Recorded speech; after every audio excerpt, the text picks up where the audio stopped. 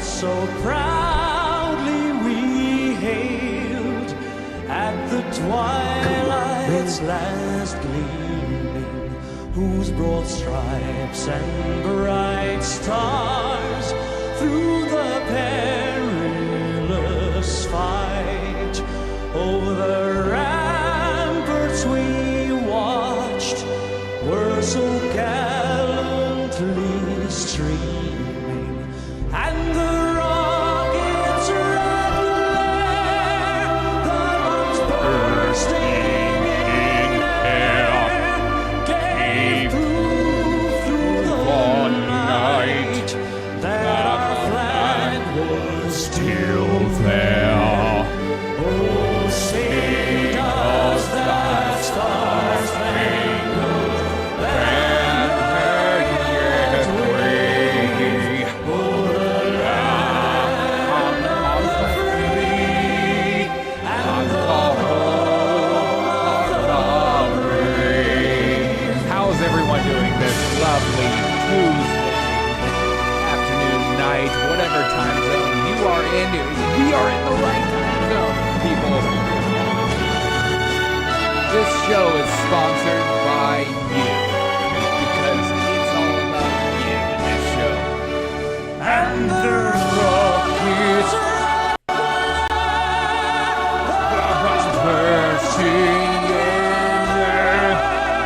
I came for the bod, but I'm staying for the tunes. Thank you. that our flag was still Let the tunes roll, buddy. No sing us that star-spangled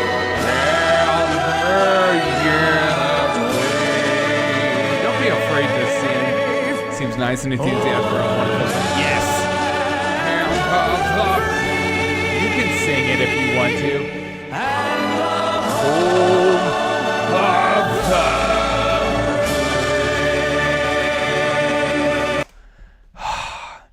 It feels good to sing like that, doesn't it? Welcome to the revolution.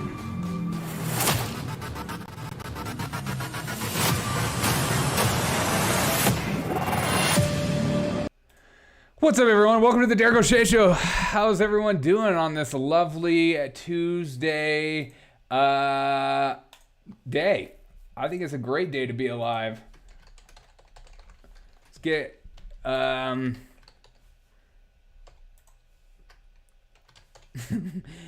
get in the chat. Play ball. Play ball. Keep working on it, but it's nice to see the enthusiasm for a wonderful country. Yes. Yeah. You know, I feel like that's another reason why I started this podcast. Like, I'm just so tired. Hey, thanks for subscribing. Kelsey Scott. I just want to have fun, and I love our country, and I love everyone in this country. I think our country is the most beautiful country on earth, and it's the best country to be alive. I mean, that's the reason why people risk their lives in order to come here. You're crazy to say otherwise. Yes, every country has not necessarily the nicest history in the world, but ours is better than most and majority, especially bigger countries. I started doing this thing when we were watching elections, and just kind of giving an homage. I like how this Ricky Gervais's armpit hair is like right next to my face.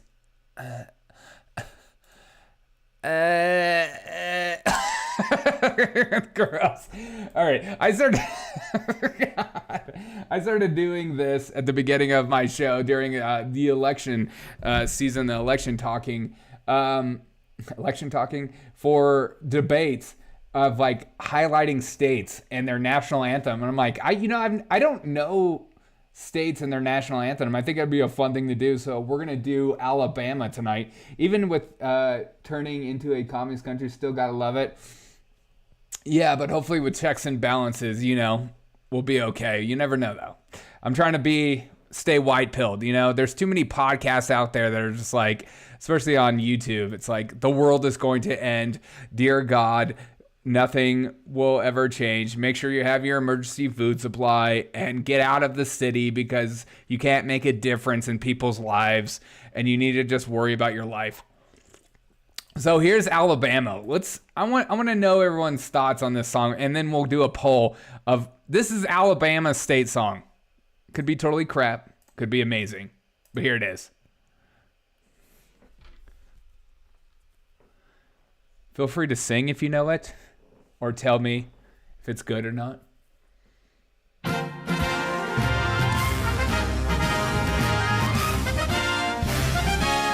So far, I feel like I'm entering Disneyland.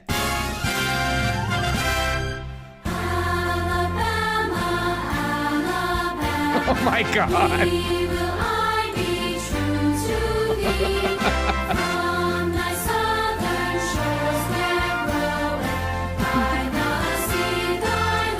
I feel like I'm in a horrible Disneyland ride, and all the children are singing to me, and I'm about to lose my mind.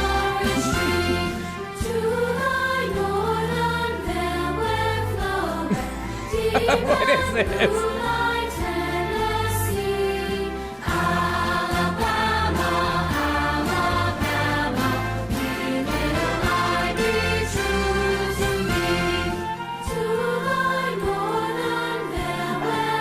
This is so bad.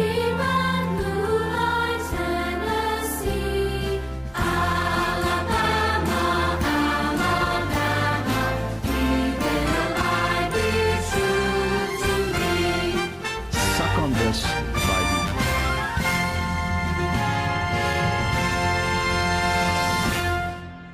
Oh, what are your thoughts?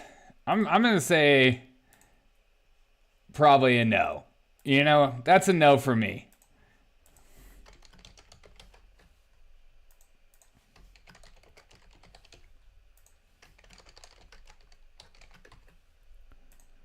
All right, new poll. What are your thoughts on the Alabama song? I don't know if I'm feeling that song. I feel like I never want to hear that again. But we have so many things to get into today. I just want to gear up and get ready for everything that's about to... pretty good. All right, we got some people that said pretty good. Okay, good. So I'm going to give it an A flat. Yeah, me too. But let's we need to get our update on Paul Pelosi. B minor. Is that the key it's in, or is or B minus? We got to get our update on Paul Pelosi and everything that's going on. So here's an update from CBS San Diego. And then we have an even further update in regards to the DA and releasing information, which might be pretty interesting. We are learning horrifying new details about the attack on Paul Pelosi and the alleged plot against House Speaker Nancy Pelosi. This is the man accused of breaking into her home is set to make his first court appearance later today. CBS 8's Chris Groh joining us live from the newsroom now with the latest developments on this. Chris?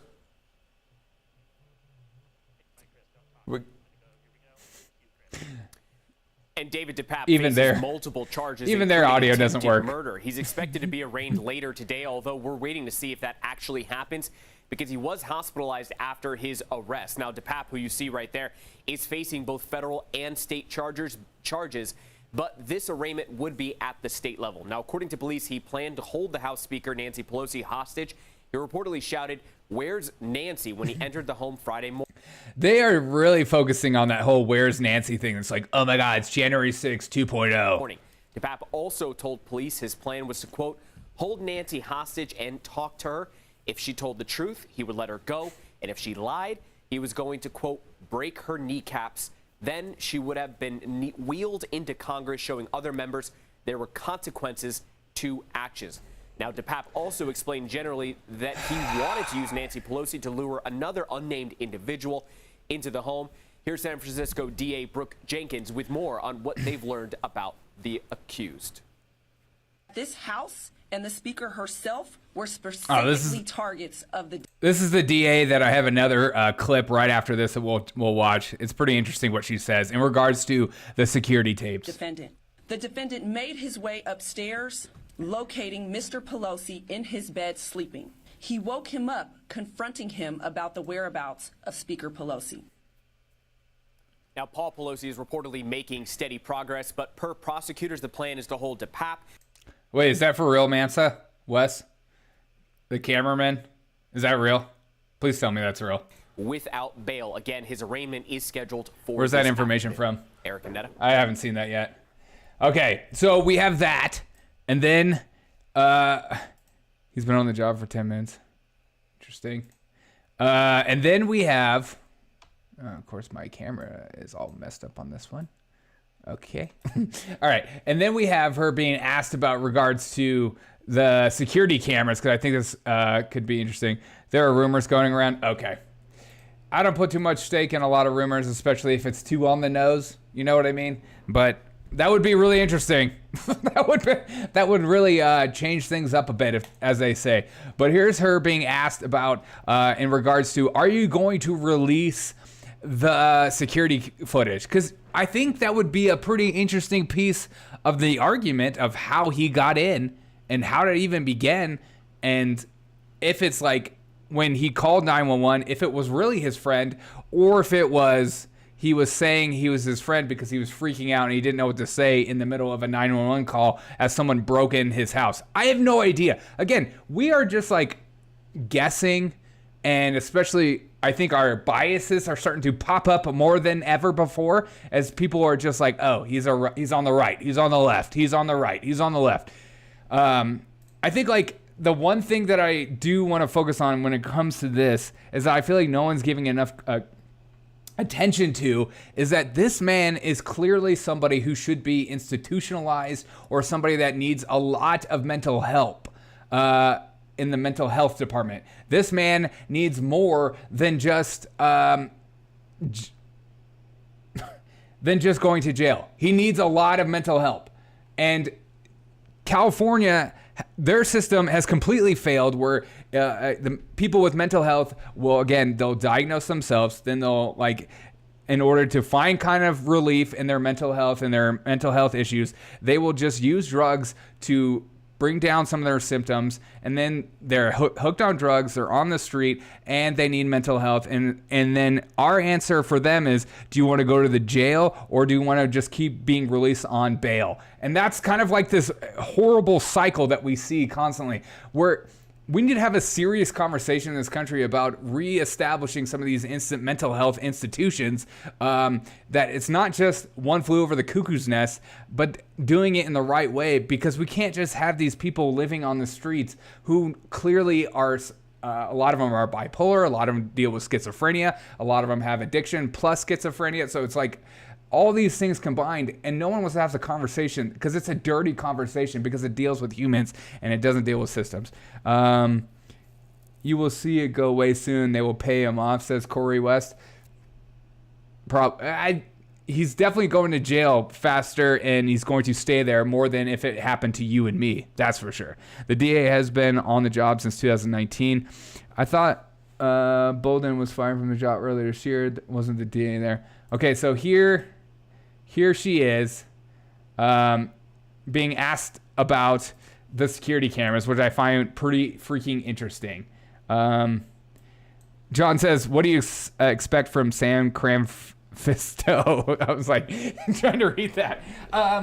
You see it in a lot of our, it's not just San Francisco, a lot of like major cities in America with the homeless population. A lot of them aren't just homeless. Yes, some of them are just homeless and are going through bad times and bad spells. That is true. But take it from someone who helps people out like this. A lot of them also deal with very serious mental illness that they need to be treated in facilities, because they are a harm to themselves in public alone, but also a harm to others who are walking the streets, who have to live with this.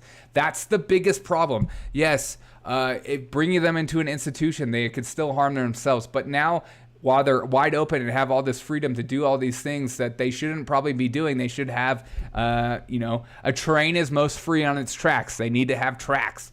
But here's her kind of telling us the obvious point. I mean, everyone knows what she's going to say, right, in regards to the security cameras. Big picture, but very quickly, are you planning to release the 911 call or any body camera video?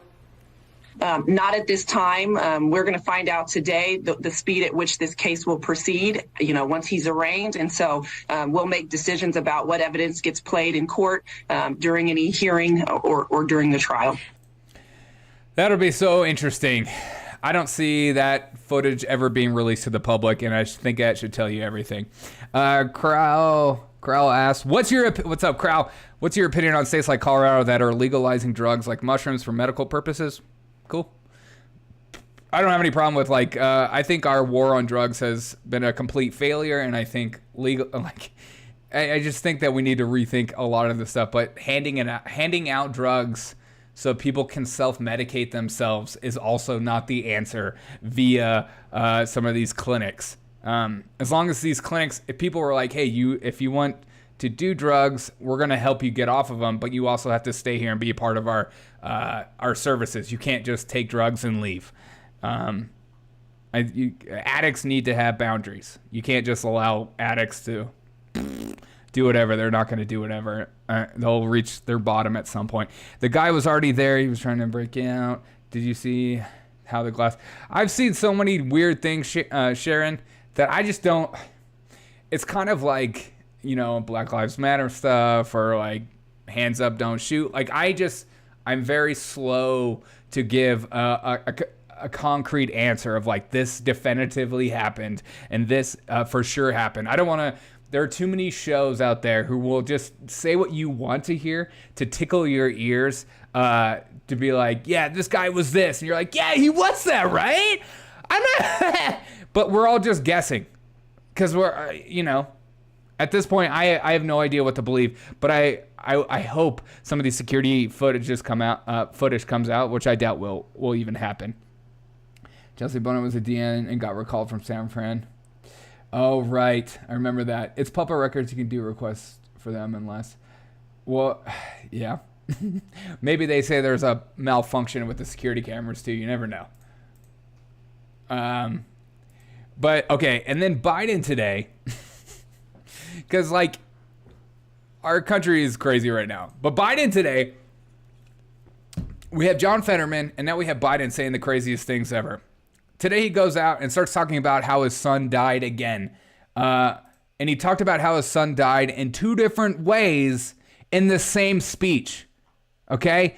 2 different ways in the same speech. That's like me saying, my mom died from cancer. And then like 5 minutes later, yeah, so my mom died from the car accident. So only a crazy person wouldn't tell you to slow down a little bit. But here we go. Here is our leader of the free world. Again, he doesn't have cognitive issues. It's a speech impediment. Okay? And if you say otherwise, wow, you're putting so much hate on this platform. Here's our beloved president. And they talk about inflation. We're dealing with it for a whole second. Inflation is a worldwide problem right now because of a war in Iraq and the impact on oil and what Russia's doing. The war in Ukraine. And think of Iraq because that's where my son died. Because he died. But the point is... Okay. He's going off this whole thing. I'm thinking of Iraq because that's where my son died. And a lot of politicians will use their horror stories as emotional pleas to pull you in so you can continue to listen to them because then you have empathy for their situation. But that's not how his son died. And he later clears it up in the same speech, okay? Which is crazy. But he doesn't say, accidentally said it before differently. Here we go. Cancer drugs or any other drugs I need for the pharmacy. My son, who died of stage 4 glioblastoma, the cost of those drugs was enormous. Enormous. Sometimes I'm speechless in this show. It's just insane, okay? It's just ridiculous. He's talking about Iraq, and then he immediately says his son died there. And this isn't the first time he's said this. He's said it before.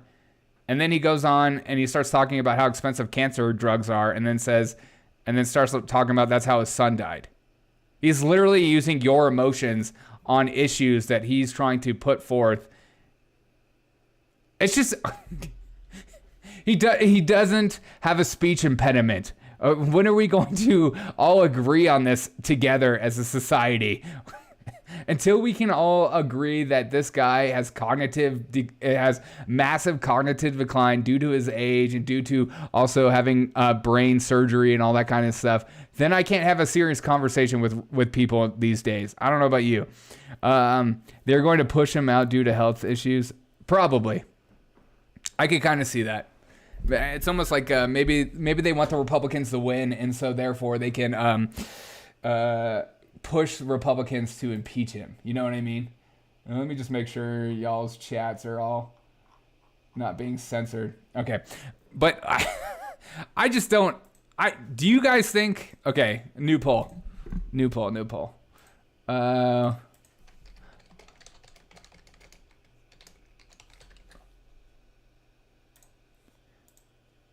I mean, do you guys seriously... Do you think he will make it to 2024?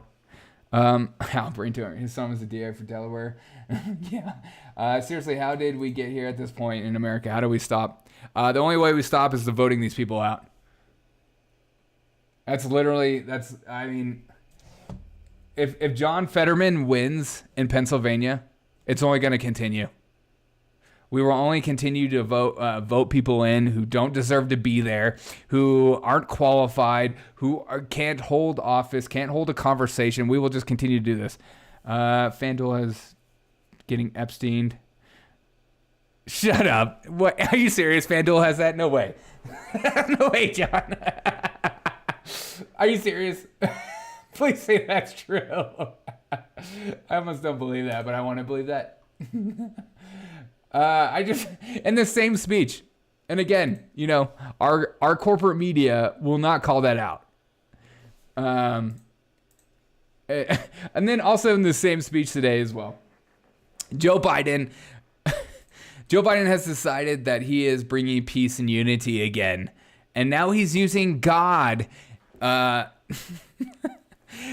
fibbed. Okay, good. All right, good. I was like, I want that to be true, but you never know.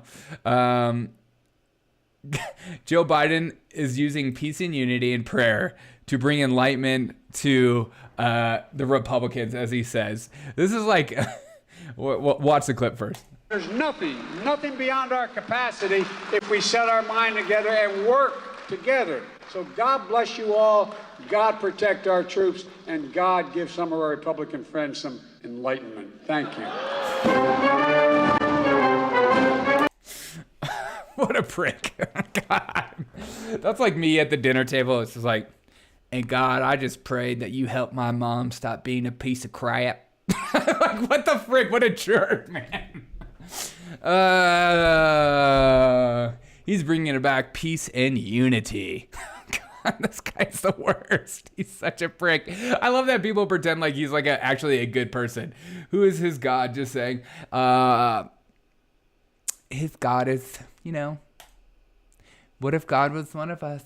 I don't know who his God is. His God is okay with abortion, okay with abortion. I don't know what else.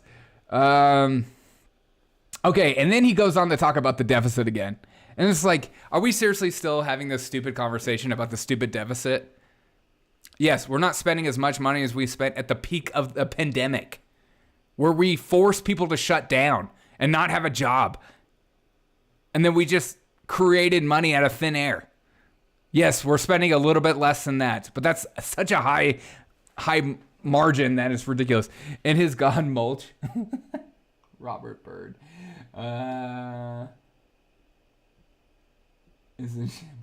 Curse, no one in our country is in his shambles. He's got no moral. Yeah, what morals? I mean, come on, man. But here's what Joe Biden again, touting about how great of a job he's doing with the deficit. Again, with the deficit thing, only people that have no idea what's going on are like being like, you know what? Actually, that is true. Joe Biden is spending less than at the peak of the pandemic. They keep pretending like COVID never happened, and yet they tell people that COVID is very serious. I don't know what world we're living in. Let me say something. I want to point something out. They talk about big spending Democrats. You know, I spend a lot of money to do these things. That's my favorite part of the whole thing. Okay, just hear it one more time. Anyone who wants to rule over someone and control them has no morals. That's an interesting statement. I'm gonna have to think about that. I like that. He has Pantene addiction. He has like Pantene Provine. What are we talking about? listen. He's like, people keep talking about Democrats and their high spending. Yeah, I like to spend a lot of money. Just like, what the? Let me say something. I want to point something out. They talk about big spending Democrats. Yeah, I spend a lot of money to do these things. Oh my God, we're just living in crazy times. It just makes me think of like the Chappelle show, and he's like, I didn't do any drugs. Yeah, I did a lot of drugs back in the city. Everyone was on coke. But guess what? I cut the deficit in half. He cut it in half. In half. The federal deficit. But I love that he just says these things, no repercussions, no being held accountable whatsoever. But guess what? I learned how to fly yesterday. I'm serious. Not a joke. This year alone, $1,400,000,000 reduction, $400 billion. Oh my God. It just... Again, that's not a speech impediment, but okay. Alone, $1,400,000,000 reduction, $400 billion, reducing the debt. And last year, $350 billion. Too bad he forgot he's already learned to fly yesterday. Exactly. He's getting brand new numbers every time he talks about that deficit he's reduced. 400 billion... 500 million plus 2 carry over the 3 divided by 4 and you get the deficit where we reduce together. The scary thing is people actually believe like him. John, you couldn't have said it better. What? I 100% agree with you. I'm like, I'm having a Biden. Sometimes when I'm watching these clips with Biden or Fetterman and stuff, I feel like these people like rub off on me, and all of a sudden I can't hold my sentences or speak properly anymore, and it just goes out the window. It's like the most annoying thing ever. Will you please stop making fun of Biden? No. You know, Joanne, here's the thing. If Biden wasn't such a prick, I wouldn't do it. But because he's an arrogant a-hole and he constantly lies and tells you you're a terrible person, you're ultra MAGA extremist, he's divided the country more than ever. He's better than Trump. How so? Please in the chat, Joanne, tell us how Biden is better than Trump. I would love to hear that. Besides his tweets, what do we got going on here? Thanks, Greg. I need a laugh today. Okay, yeah, me too. Stop making fun of Joe Biden. Hilarious. God. Joanne, I only make fun of people who have a lot of power over our lives, so I only punch up. This is not one of these channels where I pull clips from people having mental breakdowns on the street and I don't make fun of them. That's not my channel. Absolutely not. But politicians and corporate media, yes, you are fair game. And because you have so much power over our lives, the only way to cut through the BS is to make fun of them, is to laugh, is to mock their insane statements because they lie to you. Just critiquing people's thoughts in today's age when they just lie to you, you don't critique lies. You don't fact check lies. You make fun of lies because that's the only way in which to argue against them because they're not based on reality. Trump has been in more trouble than Biden. Joanne, I think that should tell you more about our justice system and less about the person you're talking about. Wouldn't you say? That some people get away with stuff in politics today, and some people don't. And it should make you, instead of you going, they're gonna get him, you should stop and be like, Why do they keep going after him? And yet they don't find anything. I remember he was Russian collusion. He peed on Russian prostitutes. He did all these horrible things. And people were like, okay, yeah, show us the horrible things. Oh, that dossier just kind of went away, didn't it? Oh, God. Joanne, don't fall for the BS, Joanne. Please don't do that. You're better than that. I believe in you. I believe in you. And this isn't one of those channels where you just make fun of Trump and I'm going to go nuts. Dude, I just bought a hash fuse pre-roll and Mark today, and now I'm thanks for being here, David. I'm glad you chose here to be a part of it. Trump has been accused of all kinds of stuff, but no convictions. Exactly. And that's exactly my point. The fact that he's been accused so many times and hasn't been convicted should probably tell you a lot about maybe our politicians today. Just like January 6th is very serious. It's worse than Pearl Harbor. Dave, I'm doing dance. Hey, well, this is a very open forum. So good. I'm glad you guys are here. Joe Biden should be behind bars along with Clinton. I would like to get down to some of the things in which he's been accused of by people on the right, especially with business dealings, putting his son on Borussia Dortmund, this business dealings in China and stuff like that. We'll never get down to the bottom of it. So Republicans are wackos. God bless our President Biden. Oh, heck yeah. Yes, Republicans are wackos. Oh, no. We got some French people in here. Good. You're at the right channel, by the way. You are at the right place. It will happen after the midterm. What will happen? They'll finally get Trump. We're going to get down to it. Yeah, I think they said that all the time. Joanne, you are a conspiracy theorist. I hope you know that. You're like the real kind, the one that's like makes up stuff. This is fun. In one way, it was the right to question our elections has been worse than other tragedies here in our country. Freedom of speech should be encouraged by everyone, but somehow the left and liberals hate freedom of speech all of a sudden. All of a sudden you're not allowed to question these things. You're not allowed to ask questions, but you're allowed to ask questions about Donald Trump though. And we're allowed to get down to the bottom of what he actually did. January 6th, drink. But let's continue down this clip of poor Joe Biden messing up his numbers. Again, it's just a speech impediment. Sharon says January 6 people that are in jail, one old man about to have his hand taken off, Republican congressman talking about today. It's all bad. January 6th, we're going to look back at it one day, and it's going to be one of those things like JFK that no one talks about. America doesn't negotiate with terrorists. If people want a dictator like Trump, I swear to God. If you think Trump is a dictator, Trump is a domestic terrorist. If you think Trump is a domestic terrorist and a dictator, you should probably read more history. You should probably look outside the United States for once in your life. Because if you think Trump is a dictator, I can't help you, man. We can't have an eye-to-eye conversation because you are living in freaking La La Land. I love dictator Trump.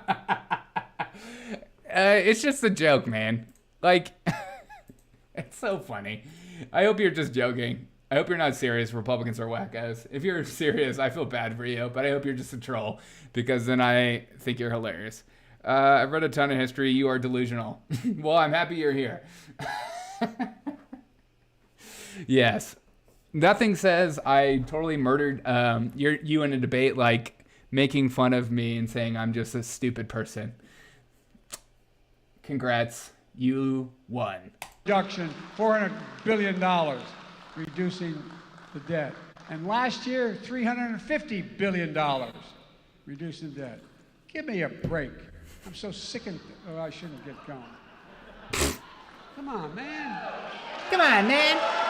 It's just amazing. No, that's a fact. As my granddaughter used to say, Google it. I'm serious. Google it.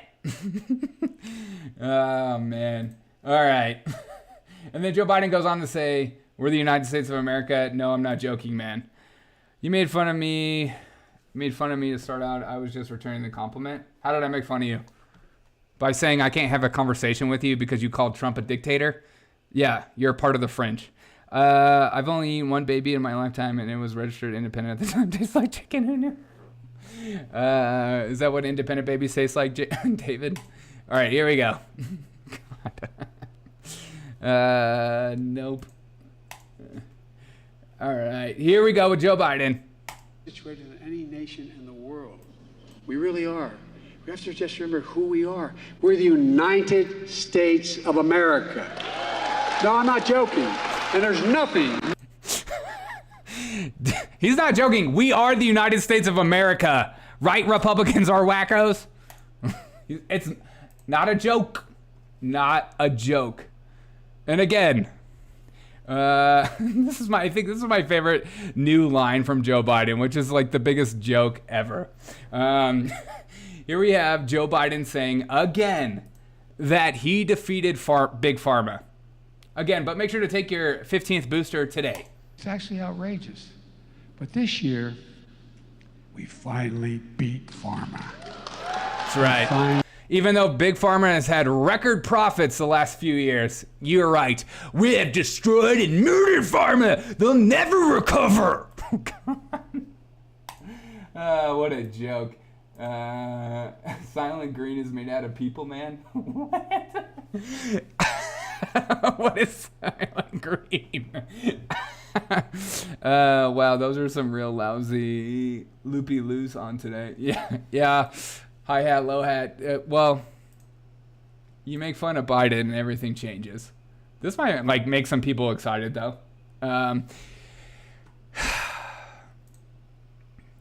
We are the ultra MAGA trickle down. Yeah. I think they left. I think they were over it. Nothing like required vaccinations from Big Pharma. Beat them. I know. Thank you, Crow. This is like the biggest myth that he's been pushing around. Again, and I'm sure people who love Joe Biden would try to say otherwise. You're just delusional. You're just a liar. You have no idea. Record profits. Those record profits. And again, he has been a big proponent of taking it. And encouraging other countries to buy extra supply. Record profits, and yet he defeated them. I don't know how that works. Soylent Green is a movie with Obi Glasses and Ronnie Piper. I haven't seen that. Maybe I should watch that. But this should be exciting for all leftists, as now also their attention is upon oil and gas. And now you're seeing more talk about the government getting involved in oil and gas and, kind of dictating the price of it because, well, they're making record profits at this time. And now's the time for the government to step in and make everything better. But here is our press secretary explaining the situation. And afterwards, we'll do a nice little anthem to a country in which all leftists would like to be a part of. Just a quick question on the president's remarks yesterday on oil and gas companies paying higher taxes or facing other restrictions if they do not help lower prices. Is the White House envisioning kind of more of an ad hoc tax here, or something that is perhaps a more permanent fixture of the tax structure? And how does the administration plan to get such a tax passed if Republicans control the House? Well, so I don't want to get ahead of what may happen in a couple. Okay, that's not. All right. Yeah, I'll go ahead. Okay, great. Sorry, the doors are opening. But the president was very clear yesterday. If oil companies do not change their behavior, he will engage with Congress to hold them accountable. Those who needed to hear this message heard it loud and clear. I don't have any additional meetings or calls to read out or any specifics on what will happen next, but he wanted to make sure, as he has done many times, to call that out. Of course, the president's team. That's right. If you do not lower your prices on the product in which you create, we are going to step in. And first we'll do a little higher taxes. And then who do those higher taxes get passed down to? You and me. And then it just starts to circle. It'll just become a beautiful circle, and to the point where the government will be like, you know what? The prices are too out of control, to the point where we need to step in and change everything and become this beautiful country right here. Venezuela. They're doing great right now, actually.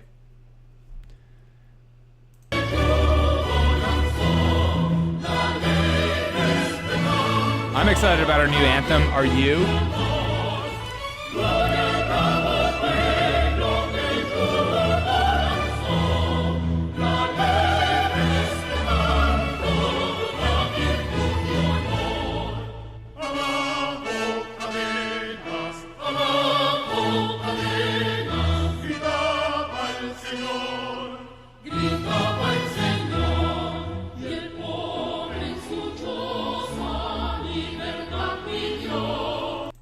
God. Ridiculous. What's the inflation like there in Venezuela? Great question. I think last time I checked it was like 40s or something. Inflation. U.S. and Canada trying to overthrow Haiti. Is that real? Inflation soars to over, this is today. Inflation in Venezuela soars to over 300%.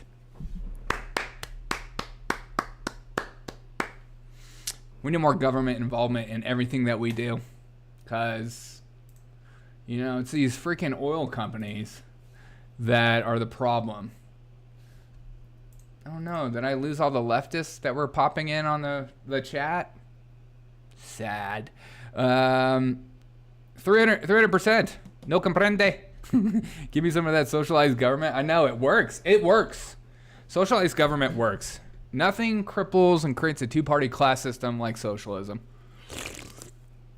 And then we can look to our overlords and our government to help us think rightly and live rightly, and kind of tell us how to live, kind of tell us like how to raise our children, what schools to be a part of, what's our train of thought, what's an important issue to talk about. I know it's not math or science and stuff like that, but maybe like gender, or like what sexuality you are, who do you want to have sex with. Those are like very important issues that we need to talk about every day, because that's the only way we grow. You know what I mean? It's just crazy out there. Okay. This clip from Biden generally makes me so angry. Like, it's just, I can't stand when politicians pander, especially to Southerners, because, you know, Southerners are so stupid, they don't know how to think for themselves, according to Joe Biden. But here is Joe Biden talking with a Southern accent out of nowhere, and he's like, doesn't y'all know where y'all been, goddamn Valley? Okay, here's Joe Biden right here. I can't stand this pandering. It's like Hillary Clinton. And, you know, I keep hot sauce in my pocket at all time. Yeah, right. A senator from Florida going after Medicare and Social Security? I tell you what, I don't know where, as they say in Southern, don't know where y'all been. Hot damn, boy. Don't know where y'all been. Hot damn, boy. I tell you what, I don't know where, as they say in Southern, don't know where y'all been. Hot damn, boy. I tell you, look. We will be better off as a country when politicians stop pandering to you and thinking you're stupid, and actually, and that the only way that'll happen is with more freedom of speech and with less censorship. That's the only way, period. Stand in line for toilet paper, sign me up. Oh, heck yeah, dude. Remember at the peak of the pandemic when that all popped off like nobody's business and everyone was losing their mind about toilet paper? I remember before that even happened, somehow I went to Costco like a week before and bought a big pack. And during that peak where everyone was losing their minds, I was sitting pretty. Plus then I bought a nice bidet. And now I'm a huge fan of bidets. Get a bidet. Marx believes that slavery Marx believed in slavery, and that's why he believed in the worker power. Amen. The buyer has more power than the worker in the direction of the company. Of course, Mansa. Spot on point. Hey, I'm Mississippi native, live in Tennessee. He better not come down here, boy. Yeah, I'm a South Carolina boy, and you try to come down here and talk like that to me? I hate when like politicians do that. It's so disingenuous. And there's so many people in the South who don't even like have a Southern accent anymore. Like I didn't have a Southern accent. I lived in Charleston, South Carolina for a long time. But it's just it just panders, and they just think you're stupid. And it's like, this is how I speak to the dumb idiots of the South. We say things like, God damn, boy. I mean, he said, God damn, boy. I know where y'all been. Hot damn, boy. God damn, boy. I feel like it sounds like a different language. Y'all been. Hot damn, boy. God damn, boy. Hot damn, boy. Hot damn, boy. Hot damn, boy. That's how we talk to stupid Southern people, right, Joe Biden? They're so dumb. God. I feel like I'm talking to Andy Kaufman right now.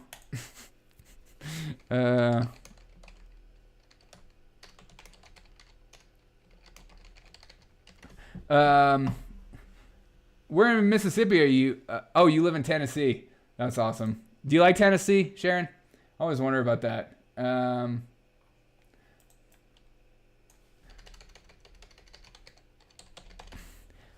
Beanballs Biden student loan forgiveness is a form of socialism.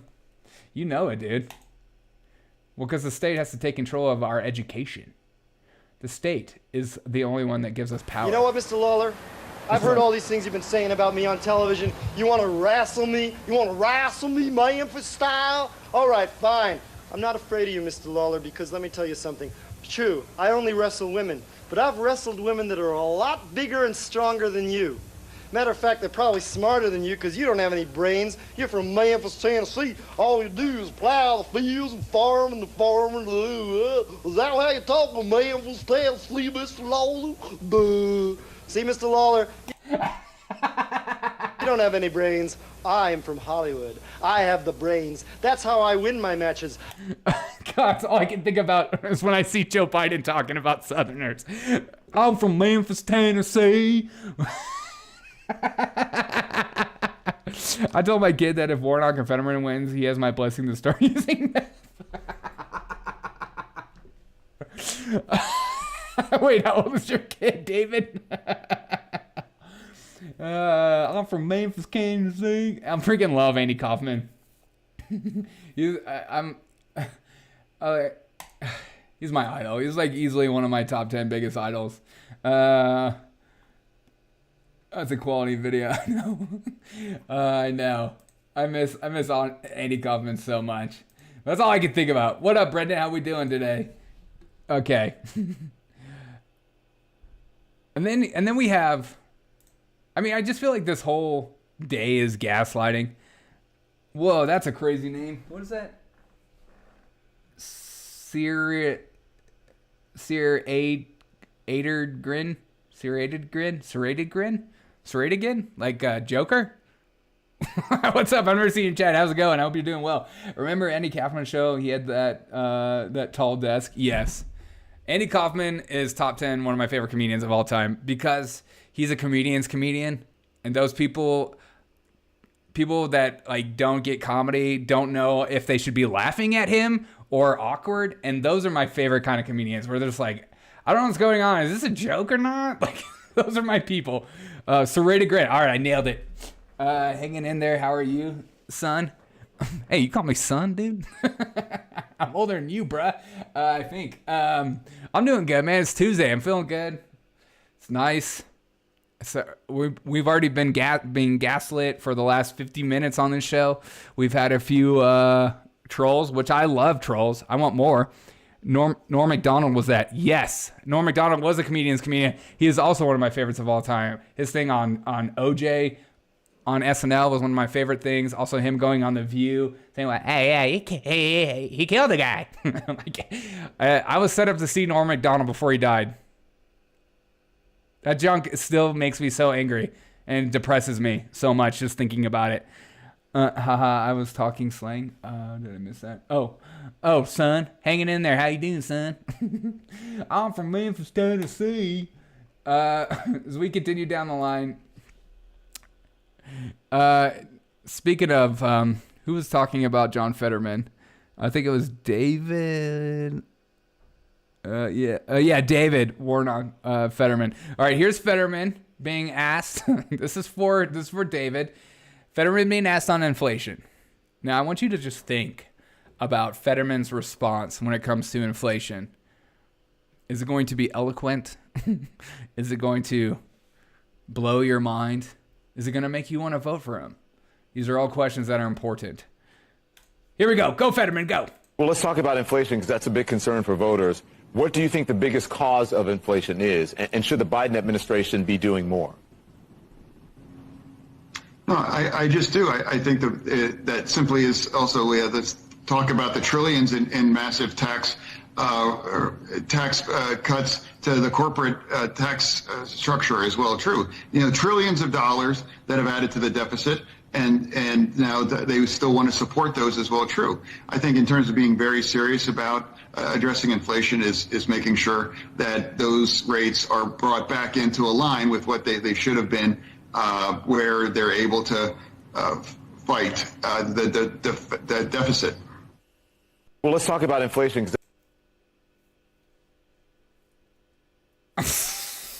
Oh my God, dude. Like, I can't.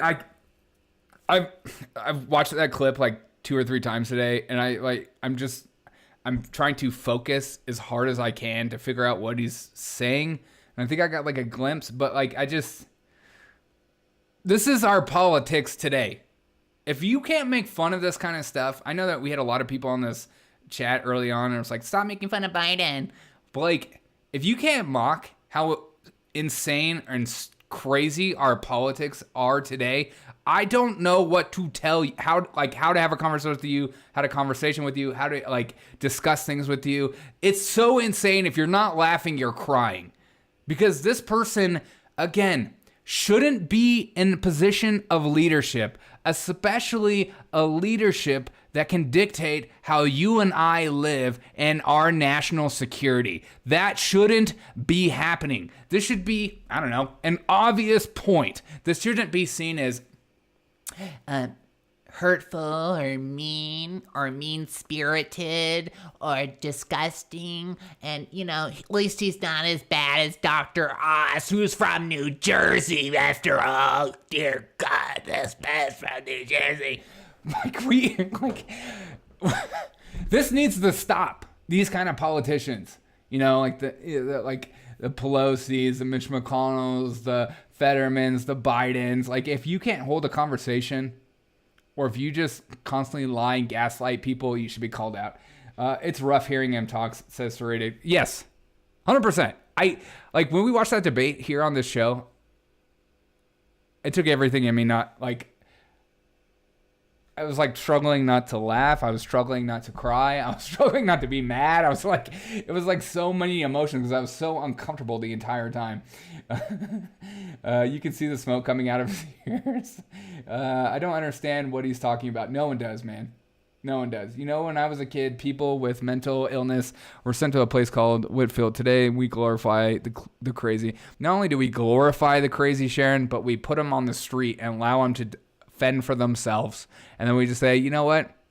Good luck. And then we occasionally put them in jail when they act out. And then there's this freaking horrible cycle. And we'll never get out of it until we have a real conversation about mental illness. And people with real mental illness is debilitating. If tax cuts increase production, then more money will be brought due to the amount of products that are in the market to get to...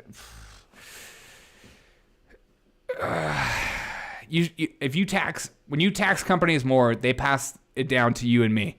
It's always been the case. These people that think, it's just if we just tax them more, you and I have to pay more. What about inflation? Marshmallows in Iraq are blue. Fetterman will be unable to hold office, and his wife will take over for him. Yeah, it'll be his wife or his staff. And I think that's what they expect. You know, they expect that he'll get elected and then he'll just be like the face of his, what he ran on and everything like that. And he won't actually have to make speeches or anything like that. He will just be the face. The proof is their government is corrupt and lies. Yes. Wokeness is a mental illness. I would say wokeness is a religion. And in a religion, you could call it a mental illness. It's definitely a faith, and it has its own faith system, and it has its own tenets, and it has its sins, and it has its leaders in which you ask for forgiveness of, and all that kind of stuff. It has, like, it seems like they just like took like Christianity or whatever religion you want, and they just like copy coded it, and then just made it a wokeness. Chords on Rumble, what's up? Hello, I'm on the road just listening. Awesome, man. Thanks for coming in and saying shalom. No, because we won't be able to argue, so his wife will take his place 100%. Well, they already are trying to control you being able to argue about Fetterman anyways. They're saying, like, you're being not sensitive enough, you're being hateful. Hey, you got to cut him a break because he had a stroke. And it's like, no, he shouldn't be in leadership, period. And so if you don't want to have that conversation, we're going to have to resort to mocking and critiquing and holding him accountable of things that he said. So that's just the way of life. The cult of the four mascarons. That's a good way of putting it. Shalom, dude. Shalom. Same thing in a way. Yeah, it's the same thing in a way. For sure. 100%, man. I like to, whenever we talk about wokeism on my show, I always like try to put in the perspective of religion. Because I feel like then people try to take it more seriously and also know that these people are, when they're arguing in a place of a foundation of faith rather than facts or logic. It's more of like a faith-based argument, and you're not going to be able to convince somebody. If somebody believes in something so much so that even if there's not a lot to back up what they're saying, you're not going to be able to convince them otherwise. You can't just do that. And so until you tell them they're in like a cult or whatever. We only give the handicap the front row parking lot, not the front row seat in the Senate. Oh my God. Brendan says, I always say shalom. Awesome, dude. Hola, shalom. Buenos dias. Facts, logic in their Satan. Yes, exactly. That's why they hate when they see like facts over feelings. They're just like, don't you say that. Pseudoscience, exactly. The Democrat Party continues its craziness, and the Republican Party seems to be too weak to stop them. Yes. I think like the old Republican Party seems more like that. The newer wave of Republicans who they're calling ultra MAGA, or, you know, they're putting people like Carrie Lake in this idea. These people that are not afraid to state the obvious, or not afraid to have New York Times articles written about them, that they're not afraid to speak the truth. You're seeing more Republicans, more people like myself with podcasts, more people like yourself that jump on the stream, who are not afraid to say, you know what, this is my face, this is who I am, and this is what I believe, and I'm not afraid to speak the truth, and I'm not afraid to engage in debate with you or have a conversation with you. And you're seeing more of that, and that's what's so amazing. More and more normies are starting to see the truth, and that's it. More normies are starting to see the truth because it's affecting their wallets. The minute policies begin to affect people's wallets and their standard of living starts to go down, you can try to argue and have expert opinions and take little bits and pieces off statistics to create your own narrative. But people that can't buy Chipotle on a nice dinner night with their wife or girlfriend anymore, they're starting to be like, hey, wait a minute, what the heck? Papa, what'd you miss? You missed so much, dude. You missed so much. We've had some trolls. We've been talking about gaslighting. Biden's been saying insane stuff. What do you think about Andrew Tate? He's funny. I think Andrew Tate's great. He can say whatever he wants. I don't. He's a bit of a provocateur, which in this business, in this podcasting world, you have to be. You kind of, if you want to go viral, you have to say stuff that makes people go, wait a minute. like there's a part of you that says that. And also with long form content, like there will be parts in my show because my live streams are like 2 to 3 hours long that you can clip up and make me look absolutely insane and then create an entire narrative off that. I don't think he's like that, but I don't know. There's nothing wrong with him. I mean, he seems like kind of like a douchey guy, but he seems nice, but he seems like a know-it-all. Like I don't know, but he doesn't seem like Hitler. I mean, that's who they make him out to be. They make him out to be like the worst person on earth, and it's not the case. There are much worse people in this world who are doing horrific acts, like leaders that are in charge of countries that no one wants to have a conversation about, but they go after people like Andrew Tate like he's a huge problem. It's so stupid. But you're just making somebody more popular. You're making them, I don't know. I'm glad for places like Rumble to allow people like him to talk, because he should have a freaking voice. You mean sheep are starting to see and wake up? Yeah, sheep. I would call them also low information voters. That's what Rush Limbaugh always called them, and I always grew up hearing that. I would just call them, people that don't want to engage in politics. They get too full of anxiety the minute you bring up politics. They're just like, oh, here we go again. You're just like, why can't we just talk about this stuff? Why do we have to make it so full of anxiety and everyone freak out? Rising tide lifts all boats. Too bad what they are draining the bay and beaching every boat in the bay to bring us down to a certain level instead of trying to bring everyone up equity. The only way that'll happen is if the government steps aside, and they'll never do that. Yes, sheep are becoming aware for real. Oh, come on, man. You know the thing. Come on, man. You know the thing. First of all, Joe Biden, this is all I can think about when I hear her say this. Joe Biden is If you have hate in your heart, let it out. Love Tate. Tate has blown up in the View massively. Yeah. Biden will make it to 24, but it's almost has infected every aspect of life. Seems like it. When you make something forbidden, everybody wants it. Very true. I remember when Harry Potter came out, my mom was like, you ain't gonna read that. And then she changed her mind later, but it made me want to read for the first time in my life. I was like, wait a minute, there's a book I shouldn't read? What's in that book? Now I all of a sudden want to be a reader. Here's another perfect example of gaslighting, though, to keep the... if you have hate in your heart, let it out. I should have added that to Joe Biden's clip. What's going on there, the daggone boy? You know that TikTok censored that clip I just played you? I'm on a 5-day ban on TikTok right now. TikTok is one of the most full of censored. They push censorship more than any other app. Of course, they're owned by the Chinese, so it makes sense. But they are so ridiculous. They have no idea what satire is. They have no idea what comedy is. So they just if you say something facetious, I've gotten stuff on some of my videos that are misleading, mischaracterization. Yeah, it's a joke. It's what the frick? It's the Chinese are no, we don't do joke here. Read some Bukowski and Ayn Rand and Aaron Yearbook. Okay, we'll do. TikTok gives you cancer of the spirit. Yeah. There's a part of TikTok that's great. There's a how-tos and funny videos and stuff like that. And then there's a part of TikTok that if you're kind of crazy, you'll start to go through the crazy loop because the algorithm is so good. If you start to enjoy something, they will just give you what you enjoy over and over again. So if you're enjoying things that aren't really helpful or healthy for you to grow, it'll just compound on that. It's like compound interest. I hate people who use big words just to make themselves look persuasion. Me too, you son of a gun. I was persuasion. Virtuous. I need my sisters. Cancel culture has gone way too far. Yes.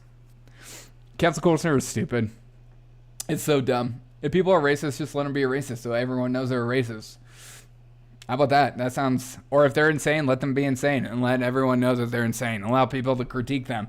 But if you tell people, don't watch this person because they're evil or whatever, then people are it's just like books. You mean that person has dangerous thought process? Well, I'm going to look that person up for the first time because I just want to know what they have to say. Don't tell me how to think. Majority agreeing TikTok is insane. Wait, Miji Tao? I don't know what that is. But speaking of gaslighting, here is Kathy Hochul. I need to take a break. New York Governor Kathy Hochul is currently in that race. Governor, thank you very much. Is it Hochul or Hochul? I don't care. Let the incontinent poop their... for joining us.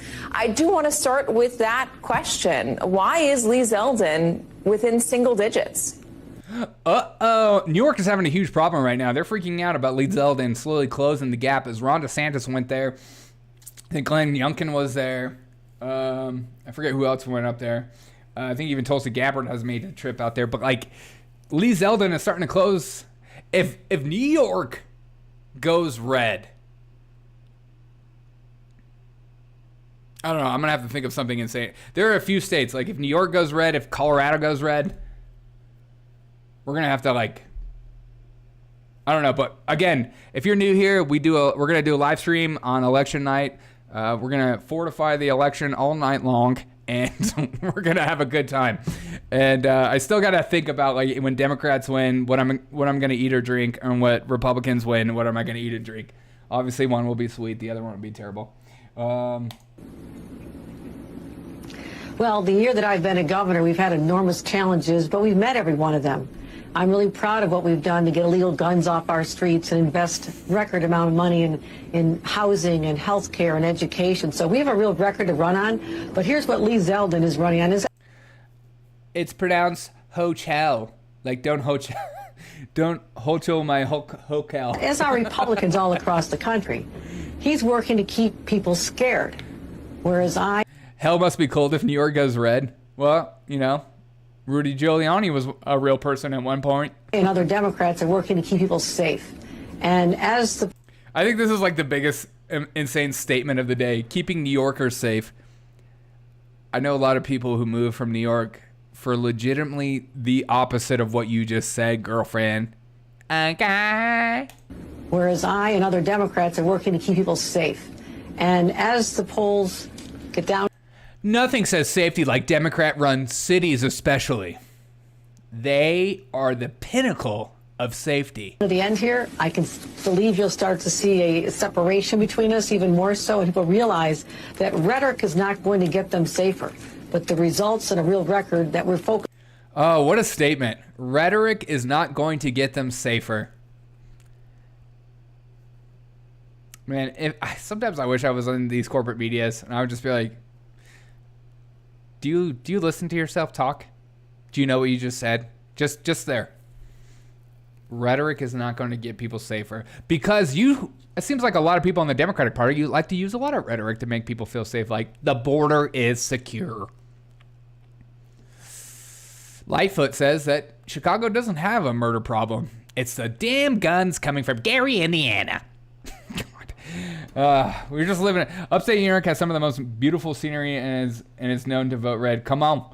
Yes, it's easy to get illegal guns off the streets when you can make all the guns illegal. And yes, include Nerf guns. Nerf guns are a problem. The other day, I was walking around my neighborhood and you know those like gel guns? Just like those like gel guns that kids are shooting with these days. They were like having a gel gun war, and I kind of walked like near it. Scared the shizzle out of me because they were all painted black, and I know they're not supposed to be painted black, but I was like, what the fuck? And then I just saw all these freaking like gel pellets just like flying around. That statement killed 3 out of the last 2 brain cells. Yes, every single day. I'm not in denial yet. Gel blaster. That's what it is. Those things are freaking crazy, dude. We had like plastic pellets back in the day, and we used to shoot each other. I remember we used to like when I rented my first house full of dudes. We had a bunch of those plastic pellet guns, and they were just like little little pistols, and we would just like bust each other in. If someone was like taking a crap on the dump, we'd bust the door open and just start shooting each other with them, just like pop, pop, pop, pop, pop, pop, pop, just like stop, bro. Airsoft, kind of airsoft. because it was just spring loaded or whatever. What do you guys like, guns or something? This is a safe space. We don't talk about that. On wheels. So I've been laser focused on this job. I cherish this job. I'm honored to be the You know it's bad when the shizzle is scared out of you? Yeah. governor of the state of New York. And in the final home shizzle is more than shit. stretch here, I'm a street fighter. I say bring it on. She's a street fighter. Laser focused on this job. I cherish this job. I'm honored to be the governor of the state of New York. And in the final home stretch here, I'm a street fighter. Street fighter, round 1, fight. Dude, rule number 4, don't airsoft ambush a dude when he's on the crapper. Dude, once you, it's like hitting each other in the nuts. Once you start doing that, it's over. So like one of my friends did it to one of my other friends, and all of a sudden it became all out war at our house to the point where people would stop, like, if you had to go like poop, you would leave the house just for safety. And then we had like called like a peace deal after a while, but it took a while. Which one of you are Ken or Ryu? I was always Ken. I feel like Ryu was the bad version. I felt like Ken was the good version. I say Blanco is good too. Bring it on. I love being underestimated. Every one of my 14 elections, I'm usually underestimated. And this is when the rubber meets the road. And when Democrats get out and vote, we win. It's that simple. And that's what's going to happen 1 week from today. So I was Don't you love people that like will just say these things because they feel like they need to say that? And when Democrats get out the vote, we win. And that's what's going to happen. It's pronounced Ryu. How about you Ryu yourself in the face right now? Hadouken! One thing I always want to do is fire a bazooka while screaming Hadouken. That sounds freaking amazing. One of my favorite meme accounts who makes videos named Maze made this video about Biden making up stuff about his dad. And I feel like we have to play it, but I want to give him credit because I told him I would always give him credit anytime I use this crap. How about you give me a thumbs up?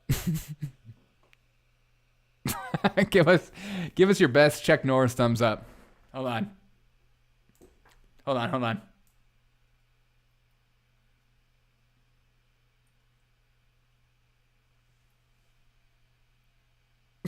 Stupid. Wait.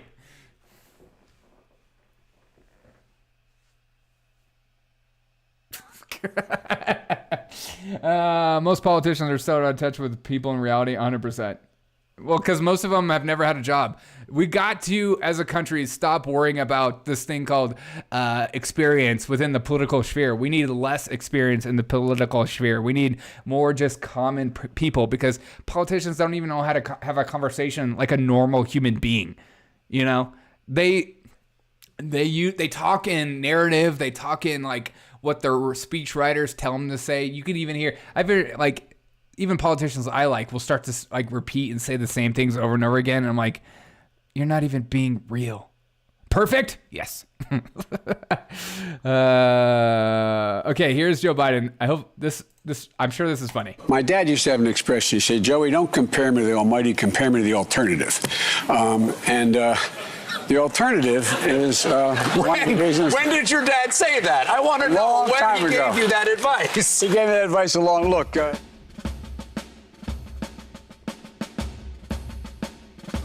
Well, my dad had an expression. He said, Joey, it's not a question of succeeding whether you get knocked down, it's how quickly you get up. And he used to say, you never explain and never complain. So I'm sick of this stuff. But he used to have an expression. He'd say, Joey, and I think this is a core what you're talking about, a job's about a lot more than a paycheck. Silence, as my dad would remind me, silence is complicity. My dad used to say, at the end of the day, he says, when you sit at that table, do you have enough money to pay for everything you need? Oh, no, my dad used to have an expression, families is the beginning, the middle, and the end. He used to have an expression. He'd say, you got to know how to know. You got to know how to know. My dad used to have an expression. He said, the only war worse than one that's intended is one that's unintended. My dad used to have an expression. He said, it's a lucky person, gets up in the morning, puts both feet in the floor, knows what they're about to do, and thinks it still matters. And my dad used to say that everybody deserves just a little bit of breathing room. My dad used to say, you know, we just ought to give people ability to just be able to take a deep breath. My dad would say the American people, just given half a chance, have never, ever, ever, ever, ever let the country down.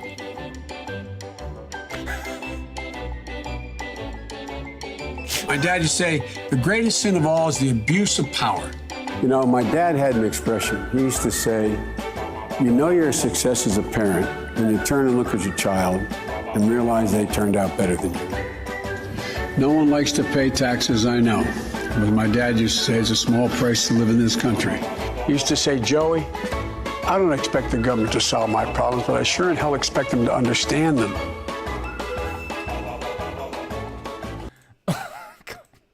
Does anybody believe that his dad said any of those things? I feel like this is like he's gotten to a practice of just like saying something that comes off the top of his mind, and he just says, my dad used to say it, just so like he pulls on your emotions of like old sayings your dad used to say to you. My daddy used to say, hold the goddamn flashlight still. Same with my dad when we would work on his stupid truck. Hold that goddamn flashlight still. God, you're so stupid. You better study those books hard because you ain't shit with your hands. My dad would all kinds of say all kinds of stupid crap. I have daddy issues. It's an embarrassment like across the entire world. That's the unfortunate thing, is that our people from other countries like view us as such a joke. It's like a bad love for bread. He's not aging well, exactly. My dad had an expression, don't screw up your life like you did in high school. Oh my God. My dad used to have an expression, I wish you would have never been born. He used to say that to me every single night before I went to bed, and it hurt. And I think about it every day. In fact, I brought it up to my therapist today. But seriously, did anybody have any like real dad expressions? I love expressions, but I don't think my dad ever. My dad would say things like the be all end all. He would say, I don't know, he had like corny sayings. My dad used to say that 10%, take 10% off the top. All right. And give it to what? Charity? Give it to church? What are we doing here? You're UK a joke right now. We can't judge anyone. Okay, that's fair, John Scott. Thank you for your honesty. You're in a safe place here. I feel like the whole world is a joke at this moment.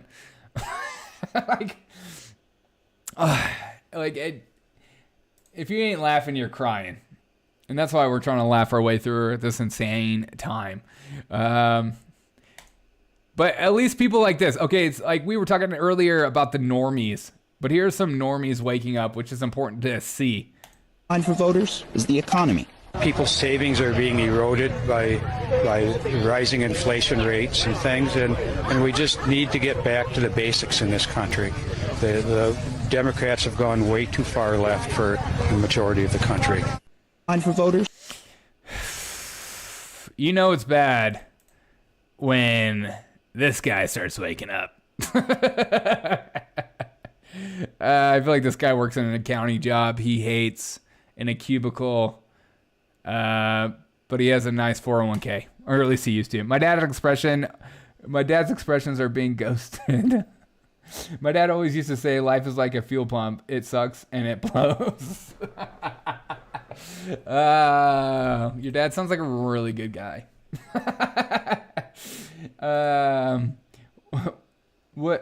What's the point of worrying about the economy if you can't get an abortion up to 3 years after birth? That's so true. That's why we have to vote blue this November. We have to. And don't forget that we beat Big Pharma. We finally beat Pharma. Nobody beats Pharma like Joe. Yeah, good. More for the rest of us. Okay, does anybody watch House of Dragon at all? This last episode, there was like a flying dragon scene, and people are calling it out, saying it's a ripoff from what is it called? How to Train Your Dragon. Look at this, like scene by scene, almost as bad as that James Gordon joke. I don't know if you saw my video I posted not too long ago. Look at this scene by scene comparison.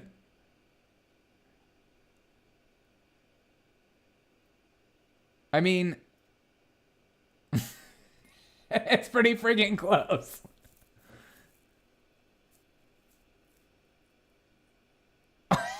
Is anybody watching it? I feel like it's been a pretty good series so far, but this is pretty insane. The administration is in bed with Big Pharma and the corporate media 100%. It's amazing how many shows, when you're watching shows right now, of how it's like, sponsored by Pfizer. And you're like, wait a minute. I wish pharmaceutical companies couldn't even sponsor shows and stuff like that, or have commercials. We have way too many pharmaceutical commercials, and then we wonder why we're all nuts. Yeah, beat them so bad that $8 million of coffers from big farmers. Yeah, I refuse to watch House of Dragon until George R.R. Martin releases Winds of Winter. You are going to be waiting forever, sir. But I saw that being passed around. I thought that was nuts. There's not much you can do that hasn't been done. That's true. That's true. Everyone, like, even with my podcast, people will be like, you're trying to be this person that I know of. Like, I'm not. This podcast, if anybody hasn't picked up by now, I'm trying to, like, this is who I am. Like, I'm not trying to be something else. I'm not trying to emulate other podcaster, Tim Pool, Joe Rogan, anyone else, Glenn Greenwald, Russell Brand. I'm not trying to be anyone. This is just who I am. That's why either people like me or they absolutely hate me. That's like, I'm not trying to lean into whatever fringe you want me to lean into. I'm not trying to be like, I'm only this. We're just trying to figure out life together, and we're trying to laugh our way through the pain. Simpsons did it. They always do it first. I just feel like Simpsons and South Park, those are like the two. When people do comedic acts, it's like, hey, wait a minute. How do we know they aren't trying to be like you? Exactly. I don't know. I don't give myself that much credit. Diddy did it, damn it. P. Diddy? What the hell did he do? Did you see Diddy? Hold on. Did you see P. Diddy for Halloween? He like dressed up as the Joker. And I'm not. Let's see if I can find this. All right, here it is.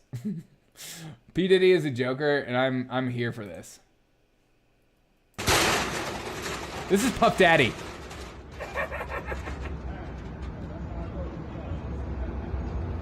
So tonight, it's gonna be a special night.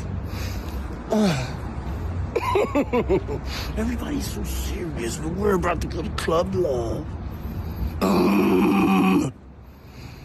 Club Love! If you can't dance or you can't pop, you gotta stay at home. You know the Joker don't play that, baby. Welcome to Club Love. Harm. Oh my god. Freaking Puff Daddy, dude. Why?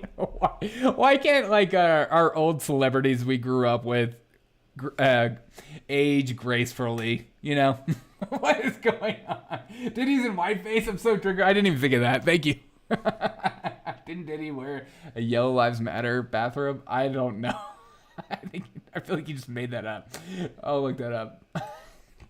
P. Diddy, yellow. I feel like no racist. Dude, P. Diddy isn't whiteface. P. Diddy, shout out to P. Diddy everywhere. Oh, here's the, are you talking about this jacket? This is Yellow Lives Matter? Is that what you're talking about? Yeah. It's all about the Benjamins, baby. Okay. All right, now we got an update. Actually, I'm gonna hit like some calls from you. Again, if you want to call in, you could always call in at this number. We got some voicemails that I want to get through. Diddy's on a different note. I will now track down Diddy for my free brake inspection as promised in the video. Yeah, what was that? He was like ruining somebody's somebody's business. I was just making a Kanye joke. Oh, okay. Imagine how far he's gone for the white man. He didn't suppress it. I know. If only P. Diddy was, he just came out as a billionaire. So, because we live in such a racist society that P. Diddy is now a billionaire. Uh-oh. But we got some voicemails to catch up on. I think this is from Papa in the chat. Again, if you always want to call in and leave a message, I'm not going to loud you out unless you want to be louded out, but you're welcome to call in and leave me a message. Here we go. Derek, I got some good news for you, man. I'm actually I got wind of a really interesting business opportunity here. So through my backgammon club, I was actually able to meet up with a farmer who does like 100% organic meat, like beef and chicken and all this stuff. And I know that you're really big into the organic stuff, and he's willing to sell to me wholesale. And we're talking like real creme de la creme meat and stuff like that. And the guy's kind of weird, though. Here's the thing. He only accepts payment in Zima. And he only trusts me because I'm the only guy who's been able to beat him at backgammon. Now, here's the thing. My deep freeze is filled with freeze-dried bran. I'm completely out of room for that. So I figured that you could use it. So what I'm thinking is that as the middleman, you give me your entire stash of Zima. I take the Zima, and I give the Zima to the farmer who gives me the meat, to which I transfer to you. And we can do a contract and everything. I got a buddy who's an amateur lawyer who can totally drum up the contracts. They'll be legit in some states. So what do you think, man? I mean, I think this could be beneficial to all of us. And, I want to do a favor for you because you're awesome. And I'm not keeping the Zima, okay? Okay. I mean, it's like, the thing is like he uses it for racehorses or some weird thing. I'm not going to keep it. So you can totally trust me this time. I'm not going to try to screw you over again. So let me know what you think. We can definitely set up a meeting. I'll wear a suit this time. Thank God. Yeah. So free meat in exchange for Zima. I'm going to tell him that you're interested. Okay, bye. It better be liver from the Liver King. I'm going to do it. I'm going to give him everything I have. Don't fall for it. I got to. I can't help it. I'm like Michael Scott when it comes to scams. I just do it. That Saudi prince needed my money. All right, we got another one to catch up on. All right, here we go. I don't know if I know who this is. I didn't say their name. Here's a new one. Never mind. Go for it. That guy sounds legit. Yeah, he sounds legit. Hey, Derek. I want to give you another shout out. I believe you are what you think, and you should feed your brain. And I appreciate the topics you discuss and how you have such a good, realistic attitude, meaning positive, and makes me think later after the show in a good way. So keep it up, bro. Take care. Hey, thank you so much. That means a lot to me. I get a lot of trolls that tell me I'm a piece of crap daily. So it's always good to hear like positive reinforcement, especially via voice. So I appreciate that. Great. Send me the Zima to my P.O. box. Yeah, just put your address on the bottom. This guy sounds genuine. He does sound genuine. I think we got another one. We have another voicemail to catch up on from Papa. Here we go. Hey, Derek. Funny story. I just got visited by someone calling himself the ghost of future Halloween. He told me to tell you that if you don't start sharing your Zima, then something about your spare tire getting stolen and someone's going to tamper with your mail. Now, here's the thing. I don't want anybody tampering with your mail or selling your spare tires on the black market. Thank you. I don't want that for you. Thank you. What I think you should do is just give me your Zima. That way your spare tires don't end up in the hand of Cosa Nostra bosses. This isn't me. This is an other realm. This is something from the nether realm telling me to tell you that people will also think that you're a selfish prick if you don't give me your Zima. I couldn't carry the weight, but maybe you should just give me your Zima to be safe, because that's just the type of guy I am. Happy Halloween. Hope it's spectacular and all that. I gotta go. Bye. Dude. I think you have a Zima problem. You should go see someone about that. What is Zima? Zima is one of the greatest non-alcoholic beers there ever is. We got another one. Whoa.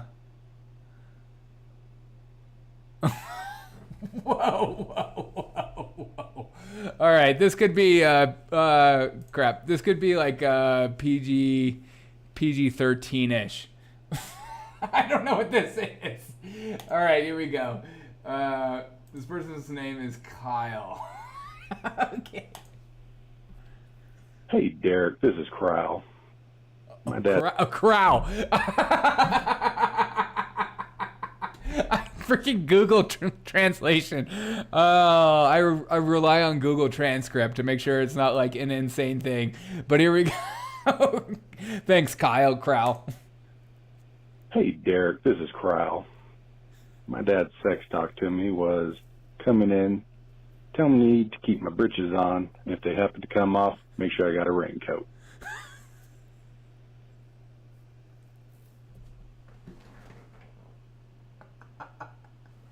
What was that? Do you need help? Good. I think it's important to, there are a lot of ways to prevent pregnancy other than abortion. So I appreciate your dad saying that. Let me know if you need any live coaching through that, Growl. Let me know if you need any help, man. Give me your Zima. Dude, you're going to have to take my Zima from my cold dead fingers. You son of a gun, you. All right, now let's keep the laughs going. There's this video being pushed around today. All right. And this is for mothers against Greg Abbott. They are really like trying to use abortion to go after people. This Mothers Against Greg Abbott video is so funny. Remember that last video we watched from Gavin Newsom about people knocking on the door? It's like, open up. We heard you had an abortion from another state. That made a lot more sense during the Daddy Days part. Daddy Stays part. That's true. Your cold dead fingers, but can't be arranged. That can't be arranged. I'm not going to jail for you again. Dude, I'm going to call the cops on you right now, actually. Another anonymous tip. But here is another leftist video. Prepare your hearts and minds for some of A-class acting. Mothers against Greg Abbott. If they are going for abortions, would they really be mothers? Whoa. Nailed it. Oh, hey, sweetie, how can I help you? I read there are babies that totally need homes, so I'd love to adopt one. That's adorable, but impossible. You're cute. How old are you, 11? 12 and a half. Excuse me? If science says I'm old enough to have a baby, hello, period in PE class, I should be able to adopt one, am I right? No, you're wrong. You've got to provide food, shelter, mental, dental. Do you have proof of income? Oh, does tooth fairy money count? Well, if I can't take a baby home, what about surrogacy? Wouldn't I look fly pregnant? Oh my God, no, put that down. Pregnant teens are at high risk for preeclampsia, toxemia, emotional trauma. Ugh, you're killing my vibe. Don't be sassing me. Oh God, not again. We do not adopt children. I was just wondering if you knew where the abortion clinic is? Oh, I'm so sorry, but the state closed all of them. Thanks.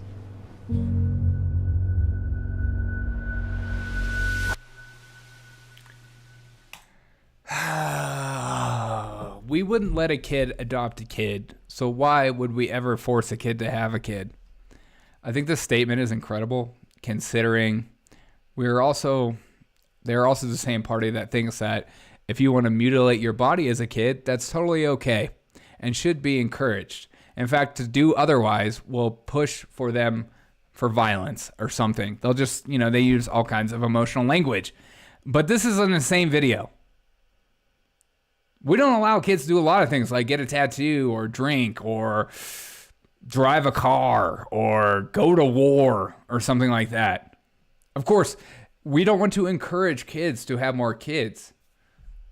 And just like Corral's father said, put a raincoat on if you're going to do it. It's important. The only way to prevent pregnancy in these people's minds or prevent having a child is abortion. That's it. They're so consumed about what children do with their bodies. And then they make all these stupid pleas like, if the mother's life's in danger. Like if conservatives or people on the right are even not even thinking about in that kind of capacity. Look, I'm pro-life, but if a mother's life is in jeopardy of dying in that moment, that's a conversation to have with the mother. And if the mother is okay with that's totally different. Or if the kid is going to come out dead anyways, that's a whole different thing too. But people act like there aren't nuances to this conversation. Of course there is. But then it's just of course they're going to use an ad like this to play on your emotions and not have an actual conversation. Again, they're not referencing that it's an actual life within a woman's body. It's not just women's rights. Yes, women's rights plus a child, a baby's rights. Because if I get drunk and I crash my car into a expected mother, that's double homicide. That's double murder. Or if I'm a male and I get a girl pregnant and I just and she's about to have the baby and I go, you know what? I don't want to have a baby with you. And they're like, well, you're going to have to pay for it. I'm like, well, it's the same as abortion. Why can't you just have an abortion? I want to have, I don't have to pay for you abortion. I don't have to pay for the baby abortion. You can't do that. That's not fair to the mother. There's no consistency in these arguments unless you're pro-life. And that's the problem. Sorry, I just saw that video and it just kind of made me so mad. People fall for the silliest arguments. Let children be children. How about we stop pushing sexuality on children so early on? How about that? Oh, Derek, oh my God, how dare you say that? You're basically a white supremacist in the making. I can feel your white supremacist energy right now. My body, my choice, unless it comes with the vaccine. Exactly. But again, it's not their body. It's more than just their body. There are two bodies. Two bodies. Ain't nobody. My body's telling me no, but my body's telling me yes. Try hard. I heard that they ignore me too. They ignore me. Oh, sorry. You guys are talking to each other. I'm trying to giving up Tinder was the best decision of my life, says Papa, and that discovering PlayStation 3. Why stop at PlayStation 3? You got a PlayStation 1. Killing Babel's evil, yes. Murder is evil. Crazy thought. Okay, let's get married. If that doesn't work out, we can always get a divorce. Let's screw, and we can always get pregnant. We can always get an abortion.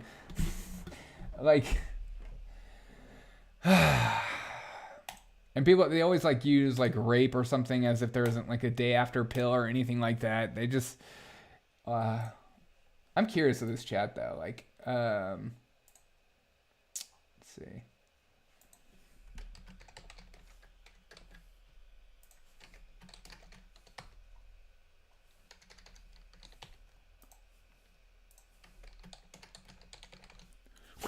I'm curious on y'all's thoughts on this. Okay. Because PlayStation 3 plays PlayStation 1 games, Derek. Oh, my bad.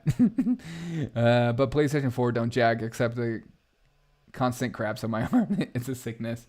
Yeah, it kind of is a sickness. It's part of their religion,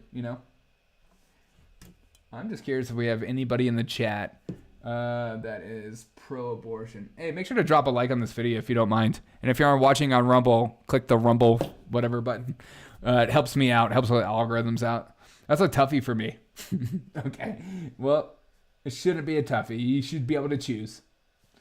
Choose wisely. But you're accepted all the same if you believe otherwise here. I just think you're insane. That's all. Okay, now we have a thing to watch from Carrie Lake. as we continue down the pipe. But that video is so ridiculous. Just so dumb. All right, Carrie Lake, talk to us, baby. Let's bring in Carrie Lake right now, Republican running for governor of Arizona, newcomer to the political scene. And thank you for your time and good morning to you. 7 days out. It depends how far along. I'm all right with abortions up to 12 weeks or so. And that's a conversation we can have too. But now the left is the party of abortion all the way up to birth. And that's insane. Some have no morals, and that's just the way it is. It's no morals, but also they don't even want to have a conversation. They get hysterical when you talk about it. Absolutely hysterical. And the 12-week thing, Masa, I think a lot of Republicans are 12 weeks or more nowadays. It's not necessarily one or the other. I'm firmly against abortion after the first trimester, but I think a 6-week rule is a fair compromise. But then again, it's a slippery slope. It's tough, man. You have to decide when do you put the humanness or whatever, the personhood on a baby, and when you put the personhood on a baby, that's tough. Krause says, I'm not for abortion, but in the world we live in, could there not be a compromise about abortion is illegal after 16 weeks? The abortion bill till birth, the 24 hours after birth in some states. Yes, like Colorado. It's insane. It's insane. But, people on the pro-life side were constantly saying this. It's like, it used to be like safe, legal, and rare, but now it's like, no, we need to celebrate our abortions. This is a great thing. It's empowering to be able to abort a baby. It's like, women that get abortions, this is not empowerment. This is going to be trauma you're introducing in your lives of things of horrible proportions that you're probably going to need, like counseling, PTSD counseling, and stuff like that. And this idea that you can celebrate that's your way of lying to yourself to try to relieve yourself of the pain in which you're going through. And that's the ultimate thing of what's happening. But no one wants to say that. I think the heartbeat rule is fair. Sure. Yeah, totally. That works. I just think it's disgusting. I wish Democrats would be honest and say when they draw the line, but they don't want to. They just want to say when did Roe versus Wade? We just want to follow Roe versus Wade. But you and I read that bill together. You and I read it, and it's completely subjective. It says between the woman and the doctor. There's no line, and that's why I have an issue with. The abortion celebration is disgusting. Yeah, you see it on TikTok. I've seen the videos. I've seen those videos of the abortion celebration, and it just breaks my freaking heart. I can't laugh at it. I want to cry watching it, and I just want to cry for these young girls who are experiencing this evil and this sadness and pain. And instead of processing the pain, instead of processing what they just did, they're celebrating. They'll have cakes and stuff. It is so, excuse my language, fucking weird to see somebody make a cake for a baby they aborted. But I've seen the videos. It's freaking unreal. Unwanted pregnancy brought on by choice is not the grounds of abortion. There you go. And also, if you are raped, take a pill the next day, if you can.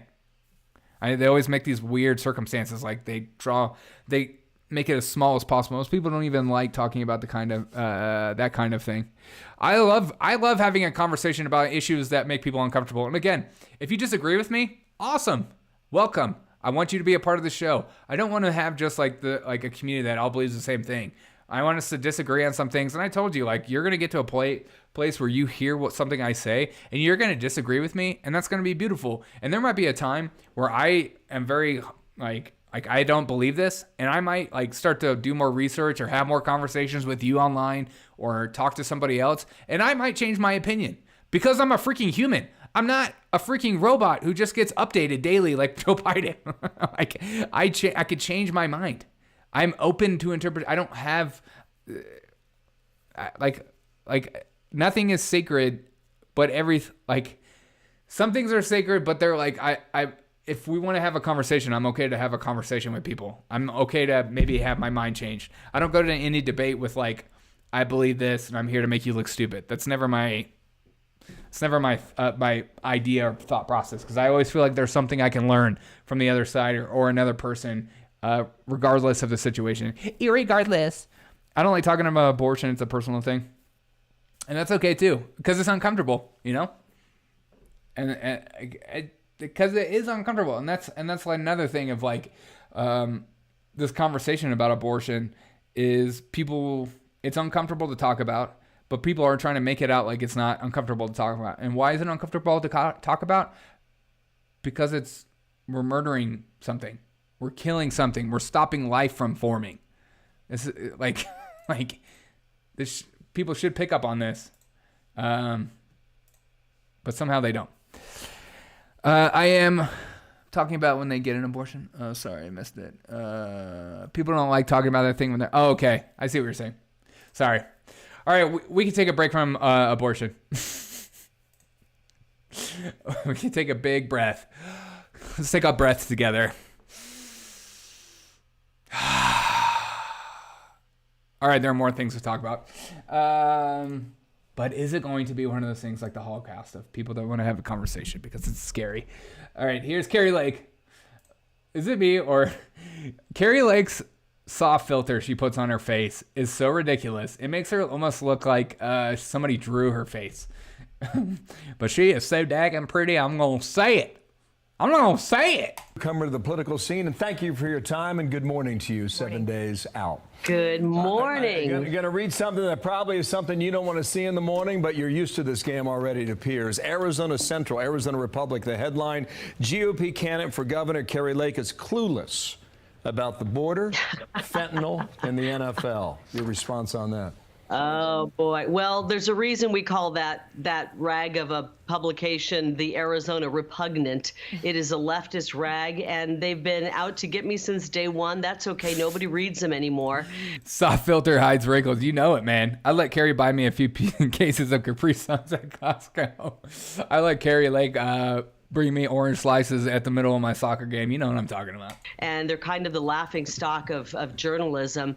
The fact of the matter is I'm the only one who has a bold, aggressive plan to take on and tackle the border. And we need to. Just last night, I got word down in Yuma County on Saturday night, 3 criminals, smugglers, came in, and one of them was shot and killed by Border Patrol. These men were armed with rifles. Apparently, they were shaking down illegal immigrants who were crossing the border and robbing them. We have crime at a sky-high level in Arizona, fentanyl pouring. No, Kathy Hochul says, you're a liar. It's a right-wing conspiracy. Everyone knows that. Across, and we're going to Oh, yeah, I know what you're talking about. Take charge of our own border. And I don't care what the Arizona Repugnant says about it, to be honest. I care what the people of Arizona say. And they say they want a secure border. Okay. They're tired. See, and that is the statement that takes her from like just an average politician to a great politician. I don't care what the newspaper or what some podcast says about me. I care about what you say about me. That is like, once Republicans especially start to understand that and stop caring about these expert publications talking about you and just care about what your constituents say, things will change. Carrie is going where real men used to go. Yes, I know. She's got bigger cojones than Mitch McConnell and Lindsey Graham combined. How dare you, Kathy Hochul, my Hoco? Tired of the crime, and they're tired of the fentanyl. So what do you do on day one about the border? They've been loading up these freight containers last week. Federal government's trying to challenge that. What do you do as governor to fix it? Well, on day one, hour one, we're going to issue a declaration of invasion. My border plan is called Defend Arizona. That's exactly what we plan to do. And we're going to invoke our Article 1, Section 10, rights and powers in the United States Constitution. When our federal government fails us, as they are required to do in the Guarantee Act, to protect us from invasion, we have the right as states to protect our... Manso says, I heard they were trying to make Arizona take down the shipping containers and open up that border again. Take down the shipping containers and open up that border again? What do you mean take down the shipping containers and open up that border? What do you mean? Are you talking about like the wall or something? Shipping containers. Ourselves, our own citizens, and we plan to do that. And we're going to be ready for the lawsuits. They will come. That's okay. We'll take this right to the Supreme Court because it's right there in black and white in the United States Constitution. So President Obama I bet they are, is going to be out there stumping for candidates. I don't believe he's coming to Arizona, but he's been in Georgia. He's going to go to Pennsylvania with the president. He's going to be in Wisconsin, I think in Nevada as well. I know that I believe in the past you had supported President Obama, but moving forward, a lot of people changed, right? There are a lot of people that flipped. Do you think that Obama's influence in this race will make a difference at all if Katie Hobbs gets his endorsement? Well, I think she has his endorsement. I'm pretty much assuming he's endorsing all the Democrats, and I have heard he's coming to Arizona. Yeah, you imagine if like Obama was like a real human being and judged people based on what they said, and rather if they had a D in front of their names. They used to open containers to fill the spaces between the unfinished border wall. That's right. I totally forgot about that. Thank you. And I don't think it'll be a very big trip here. Nobody is interested in Katie Hobbs. Obama has influence, apparently. Black people still love Obama. Not all, but like, as Southerners like Obama. I mean, there's like an Obama gas station in South Carolina. It's so stupid, but like, I don't get the appeal of Obama. I don't get the appeal of many like past presidents going and campaigning for people unless they were just recently taken out of office. I mean, he's so far. It'd be like George Bush going around. I just don't. Arizona has filled gaps with their left shipping containers off in the open space. The federal government is trying to remove them, accusing them of trespassing. I bet they are. That's like the hardest conversation about the whole border wall thing is that it's federal land and also state land. And so like Abbott is trying, like you can only, it's just such a mess that no one wants to fix. It's just like the homeless problem. Her ideas are terrible. You mentioned that, or your reporter mentioned she supports the border strike force, but she voted them down and funding them twice when she was a senator. She voted against the border wall. She voted against asking for the federal government to give us some money to help us recoup some of the... Every time I listen to Carrie Lake, Hobbs talk, I don't get it. She's like... just as bad as Fetterman in my eyes. It's like, I'm Katie Hobbs, and I'm trying my best with Arizona right now. We're doing everything in our power. It's like you're a real person? Okay. The cost we're paying. So Obama was the first to use his previous presidency for influence up until presidents rode off into the sunset. I think I remember that too. I remember talking about that. Thanks for bringing that up. I wish he would go away. Like, you're a multi-millionaire, dude. Just enjoy your time in Hawaii. I know there's, like, a conspiracy which might be true, might not be true about, like, the real president right now is Obama. And that, a lot of his staff is still in power right now. But, like, makes you wonder about everything. But it's weird. He won't go away. He might be one of the first, like, also... He's not the first, but the first in a while, very celebrity-driven politician where the corporate media, SNL, late-night talk show hosts,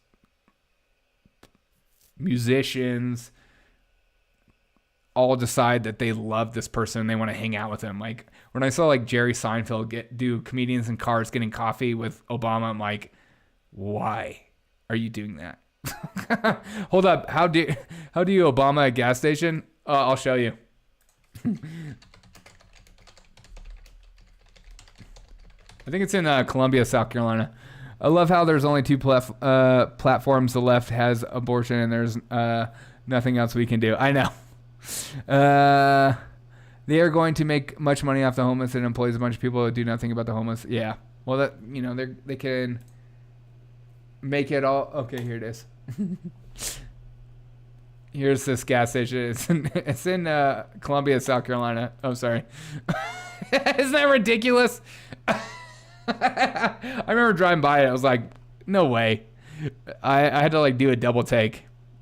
Like I said, I'm from there, from Charleston. I've driven up through Columbia and I like went through and saw the Obama gas station. It's so stupid. Susan Rice. Yeah, Avril Haines, Lisa Marco, and Ron Klain are running this. Yeah, and that's the thing. It's like, I wanted to say definitively yes, but I'm not totally sure. But it seems oddly curious that those people are there, and they probably have a lot of sway. I'm sure there's a lot of things that Biden wants to do because he's an arrogant prick, and he's going to do stuff like that. But when he steps out of line or he says things without checking with them, or the White House has to play cleanup games, that's probably him talking. Hope the price goes down. 302 for gas. I know. Obama and Big Mike divided the entire world. Yes. Look at that old picture of Obama, too. It's so old. Welcome. It is an old picture. It's still a real thing, though. I mean, this is kind of what it looks like now, probably. That's Columbia Free. It's kind of a poor region of which this Obama gas station is. Discount beer and wine, ice, snacks, groceries, EBT, which is like government-funded money, T-shirts and hats, and ATM. Look at this picture. Obama slogan: hope for the gas prices to go down. Exactly. That's remember the good old days where gas was like a lot cheaper. I think Obama might have talked there once, and then they changed the name for Obama. I don't know. When I grew up in South Carolina, black South Carolinians love Obama. Not all of them, of course. I don't want to speak in generalities, but most of them I knew. They freaking loved him. Made no sense to me. I never got it. Obama went from backyard barbecues to the presidency. Yes. How dare you say that about Obama? He brought hope and change to this country by doing absolutely the opposite. Remember when Obama was going to talk about getting us out of wars, and all of a sudden he kept us in wars? That was fun. It's all about the proxy war. And he keeps our people happy. I don't think Biden or anybody can throw her a lifeline. The people are rejecting her. They don't like her policies. They realize she's for open borders, and she's going to try to turn us into California. And frankly, we're... All right, here's a real question right here. It just popped in my head. Appreciate you guys answering my polls. Here's a real question.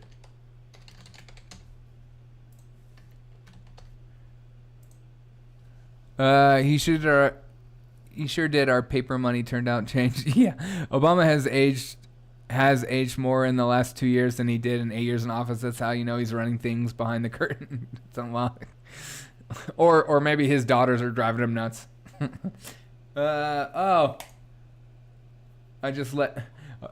Luckily, I saw Mansla's tweet. If Clinton says Bush was selected, not elected, and what about Obama was installed into the White House? I wish we could have a real conversation about that, Mansla. That's interesting. Yeah, I don't know. But who do you like more, DeSantis or Carrie Lake? That's tough. Bronze or beauty? We're not interested in that. Doesn't matter who comes and stumps for her. So the other night, she was on another network, shall we say. I don't want to say this race is nasty, but at times it gets somewhat personal. I would suggest here's Katie Hobbs going after you. I like this idea that politics isn't full of nasty comments. Like, if you think that, or if you think like, oh, this is a new phenomenon, then the things that used to call each other back in like the 1800s is ridiculous, or just make accusations. Don't know too much about Carrie Lake yet. She's better looking than DeSantis, though. Yeah. I like Carrie Lake because she went on like Tim Pool's podcast, or went on other podcasts. Anybody, like I say this all the time, any politician that can go on a podcast and hold a conversation with somebody normal for like 3 hours or 2 hours, you have my attention and probably my support, because it tells me you are normal. You're not just somebody who's going to only like lean on their talking points the entire time you talk with people. Like when I lived in South Carolina, I was very heavily involved in politics, and I would just be around politicians all day, and the way they talked seemed so fake and disingenuous and And it just seemed like they didn't know how to even have a conversation with a normal person without just like engaging in their political dialogue or narrative or resulting on something like that. Carrie Lake is a firebrommer. We needed some firebombers right now. Yeah. I'm sorry you had to put up with that. It's okay. It made me who I am today. It's a reason why I created this show, and I call most of the politicians full crap, including left and the right, because most of the people I interacted with were on the right, were Republicans, and I was just like,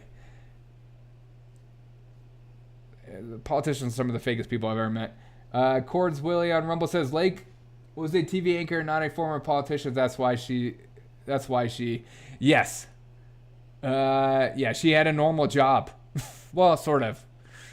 Being an anchor isn't the most normal job. You're a corporate media, but also she knows the BS and she seems normal. She can have a conversation.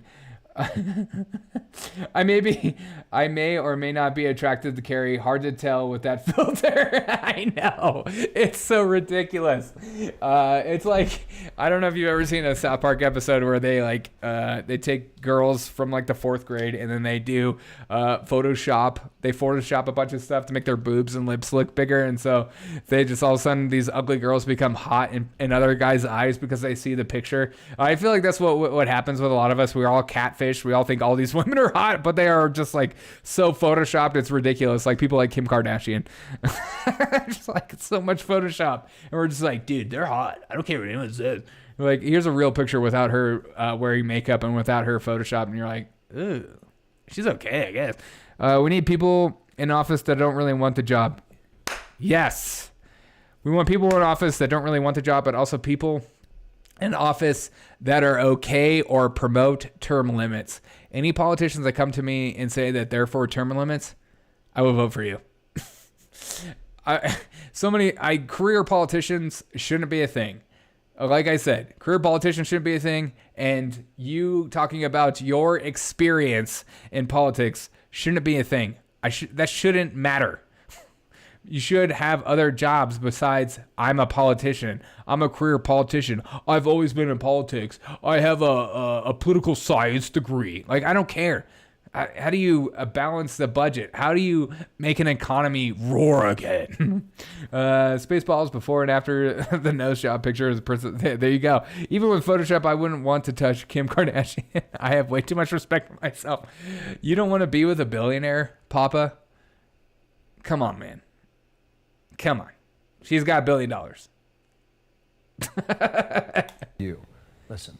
How do you debate someone who refuses to accept the truth, who doesn't live in fact?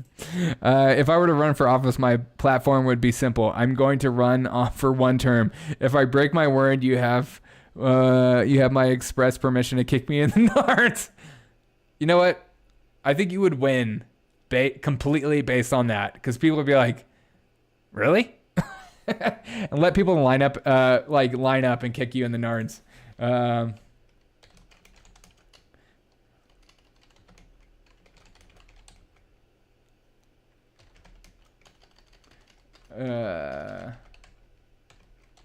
Just made me think of this one video. So I have $1 billion worth of pride. Yeah, whatever.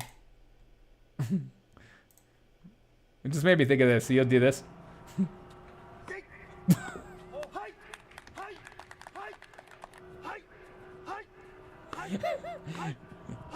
This will be you right here.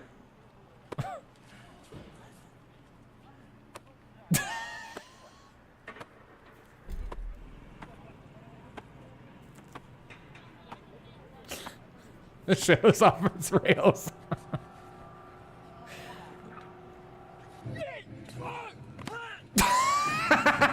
It's so stupid.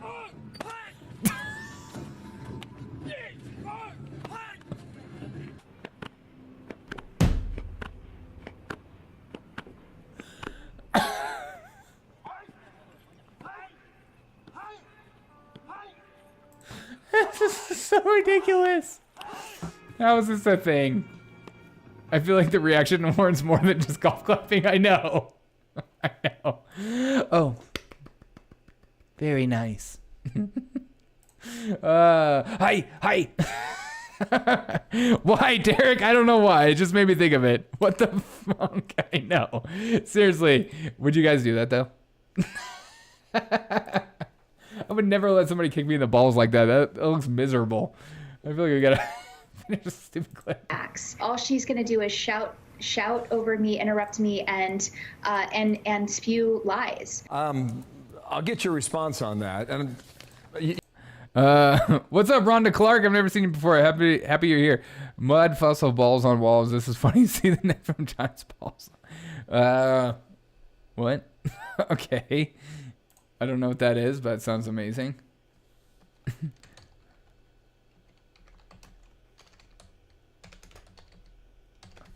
I don't know what's funny. Sorry, no balls on walls. I don't know. Is there any more into it? I have no idea what you're talking about.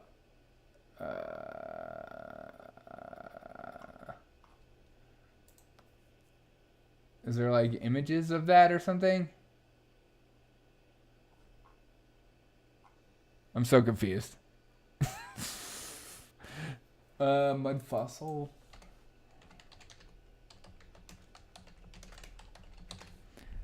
See, it's nasty how I'm running fossil university balls on walls.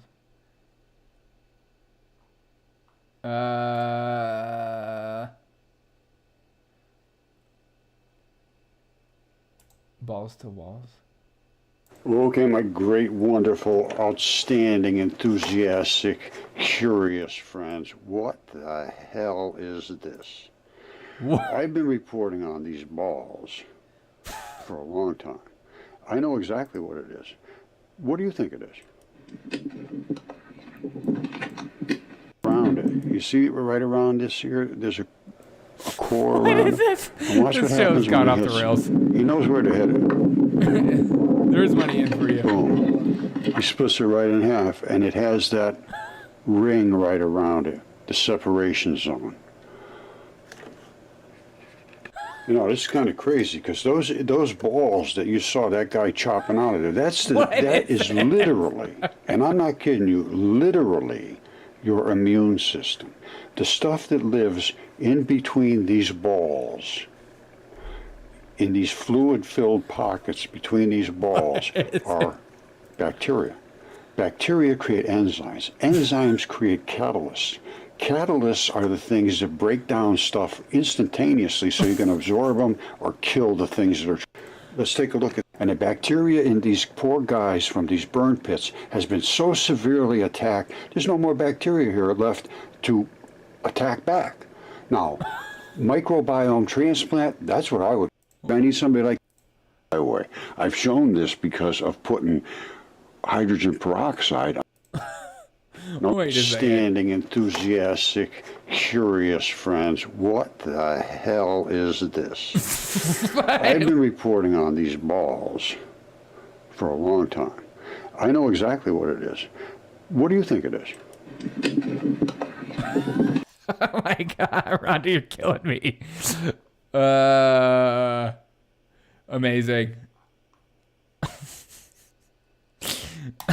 Thank you for sharing mud fossil balls. Dude, what is this show? We went from Obama's gas station to talking about giant balls.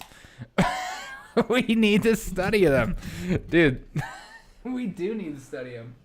Thank you, Rhonda. Do it. Do evolution. Do it funny. What? What is going on? What the frig is going on? How do we go from Carrie Lake to talking about balls? Like, I'm so lost right now. Wait till you see the. What is going on, Rhonda? You're crazy. If you try to talk over me, you should sound like a child. That sounds stupid. Sorry, I'm having to show all your chats. I just want to make sure it ties back into abortion. Okay, yeah, sure. That does tie back into abortion somehow, some way. What the heck? Another message. Why every time it says balls, it's like censoring you guys. Some balls are held. Wait, what? Some balls are held for charity and some are fancy dress, but when they held for punch, the balls are like the best. Oh, I hope that's really Ben Franklin. Imagine if we had giants monkeying and flying giants looting San Francisco. Yes, I imagine that. Oh, what is this? What just happened? I'm so confused. I feel like I need to take a breath. We all have the biggest, but I have the biggest balls of all. Shout out to AC/DC. What were we talking about? We were talking about freaking Carrie Lake or whatever. It's like, I don't even care anymore.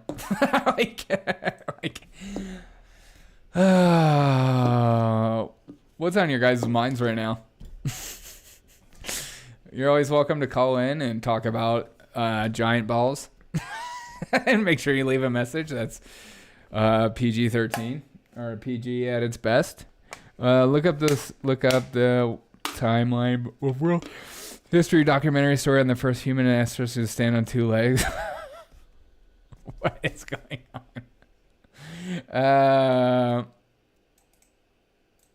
All right, hold on.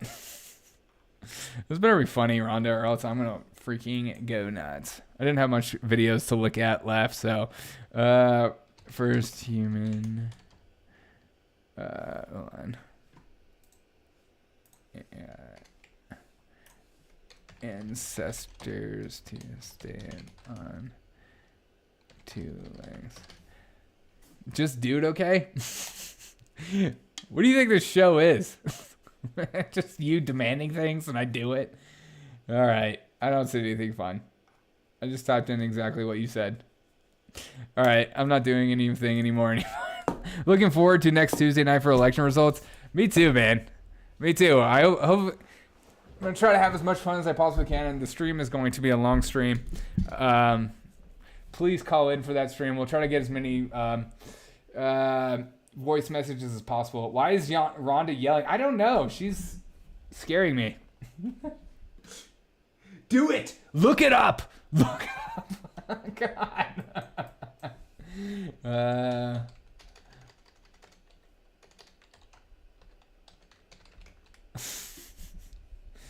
Here we go. Here you go. Here's evolution. You're welcome, Rhonda. I did it. All right. All right. I'm just getting off the mark. I'm just like losing my mind right now. I feel like I need to take a nap after freaking getting yelled at by Rhonda. Do it. Look it up. Look it up right now. Do it right now. Look up people with two legs. All right. Should we watch? I don't really care about it. Do you guys want to watch a video on Caitlyn Jenner, or do you want me to do my final thought of the day before I leave? Your choice. I'm gonna put it in the poll. The poll. Elon, Caitlyn, crap, or final thought. Which one? You choose. Before you start yelling at me. Well, you had all the men punching through balls. Yeah, I know I did. Well, I had men kicking other men in the balls because of what freaking Papa said that he said that if we were to run on one term, we could punch each other in the nuts afterwards. I love it though. You're always welcome to derail this show as much as possible. Especially at this point. At this point, like I'm done with all like my thoughts. How about the cap lock? Your cap lock is killing me. Cap. Okay. Uh-oh. We got 2 votes. It's 50-50. Someone break it. All right, Caitlyn Jenner. Here we go. Elon Musk with Caitlyn Jenner. This is from. This might be good. I don't really care too much about Caitlyn Jenner. I know it's like a minute somebody gets surgery, we have to have real conversations with them. Oil companies' profits have been down 4.6%, 4.64% of the last 10 years. They're lying to us about record profits. They're consumed about record profits, and they're making it harder. It's just like it's like a double-edged sword when we talk about oil. It's like they constantly talk about how we need to transition away from oil. Then they don't like renew as many leases, but they give some leases that aren't necessarily the best plots of land, but they're also telling banks to not invest in oil companies. And so oil companies can't invest and create more stuff. And also they're being told to like cap this certain amount in which they produce and stuff like that. And then they're like put like a climate change tax on it. And then they just lie about the whole situation. They won't let the free market just be the free market. They want to control it. They want to have it state-run eventually. That's what they care more about. Here's passionate advocate for free speech, and she also knows more than most about what it's like to be trolled online. But you always Love keep to say the that chat Caitlyn coming. Jenner joins me now, I think from Hollywood. Caitlyn, how are you? You know what, Pierce? I'm doing just fine. Actually, very excited to see what's going to happen to social media now that Elon Musk is in control. American oil going to China. No one wants to have that conversation. From our strategic petroleum reserve, too. that is a fascistic market. Twitter. Yeah, there you go. I think it's going to be very interesting in the future. Actually, if I could, and this is going to take a little while for social media to kind of get used to this, the Elon Why do people bring on Caitlyn Jenner? Musk here. It's kind of almost like when Live Golf came in to the golf world, the PGA kind of had a monopoly going here. Well, social media has had a monopoly on, the far left. And finally, Elon Musk came in and I'll look at that, Cord. he wants a free speech platform for everybody, the left, the right, and I think it's going to be. How the hell did we win? Did he win a decathlon? I don't know. It was a different time. People were eating. It was a different time. People were eating like Frosted Flakes, thinking it was a healthy option for breakfast back in those days. So if you even knew that you could just eat eggs for breakfast, like you had a head, like you were a step above everyone else. She is an Olympic athlete. Good, and it is, man. I think it's going to really shake up social media. You look at Mark Zuckerberg. It was reported last week he lost. Okay, Papa, when you said for a second, I thought Jenner was holding a baby. I did too. It looks like a sling right there. It looks like like a baby. Like I thought so. I'm like, what is going on right there? Lost like $100 million or $100 billion, whatever it was, in value of Meta, because he's been so far left for so long and a voice for the left that people are leaving and going someplace else. So this is going to take some time to figure out exactly how it's going to work out. But I think it's going to be very good in the long run for social media. Yeah, I mean, I completely agree. And I think Elon Musk, he's proven himself to be a genius who likes to challenge orthodoxy in terms of how we think, whether it's electric cars, whether it's SpaceX is extraordinary. That is hate speech for real. It is, ma'am. Space company, which does all these Starlink satellites as well, and now this. I think he's the right guy because Cords William Rumble says that Jenner doesn't know women's fashion. I keep trying to explain to people, he's not even someone who identifies as right-wing or conservative. He's a Bernie Sanders fan. He's spent most of his life actually positioning himself politically to the left. And yet it's the people. That literally doesn't make any sense to me, that the fact that if Elon really likes Bernie Sanders, how can you be a disruptor in the government system of Bernie Sanders? How can you be for innovation if you want to live in that kind of society? That doesn't make any sense to me. On the left. But I'm stupid. I don't get it. Who have gone so far left, in my opinion, that it makes people who are on the centre or maybe even slightly centre-right says the host of Derek on Demand. Look like they're far right by comparison. That's been the problem. Derek on Demand. No, Elon Musk, I think, is going to be very good for Twitter. I have met him on a couple of occasions. Actually, I'm into aviation, and I got a private tour of SpaceX where they down at Hawthorne, where they build the rockets. And he gave me an hour tour. We sat in his office. He was wonderful. And then? I think he is a big thinker. I mean, when you say you're going to start SpaceX, a space company, and you're going up, against NASA. What? Manta is ass? Wheaties. Okay, yeah.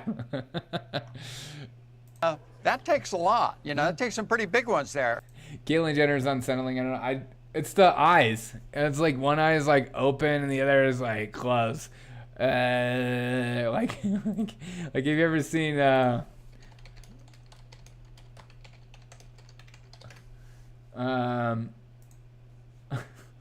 like South Park's Caitlyn Jenner? It's the eyes. They're like it messes with your head. She almost looks drunk, or Caitlyn almost looks drunk or whatever. You know what pisses me off about Musk walking into the Twitter with a sink? What? There's a bathroom sink, not a kitchen sink? Good call. And I think he's going to do the same thing here. The first thing he's starting up with is he's going to make it a subscription where he has Twitter. Cords on Rumble says, did you hear the Chinese government issued a statement to tell Elon to shut up? No, but I'm sure they did. I'm sure they did. Especially because Elon manufacturing in China is so stupid. I'm saying the F away from Wheaties. Good. Don't eat cereal. Is something cereal should be in the same light as dessert. It's not healthy for you. It's not good for you. It should be something that you can have every once in a while for fun. It's not something you should eat daily. You should be eating real food from animals or plants, not made in a factory. Blue. I think one of the reasons why when he first got in and started looking into Twitter, he saw that there were so many accounts that you couldn't verify. And he wants to be able to verify.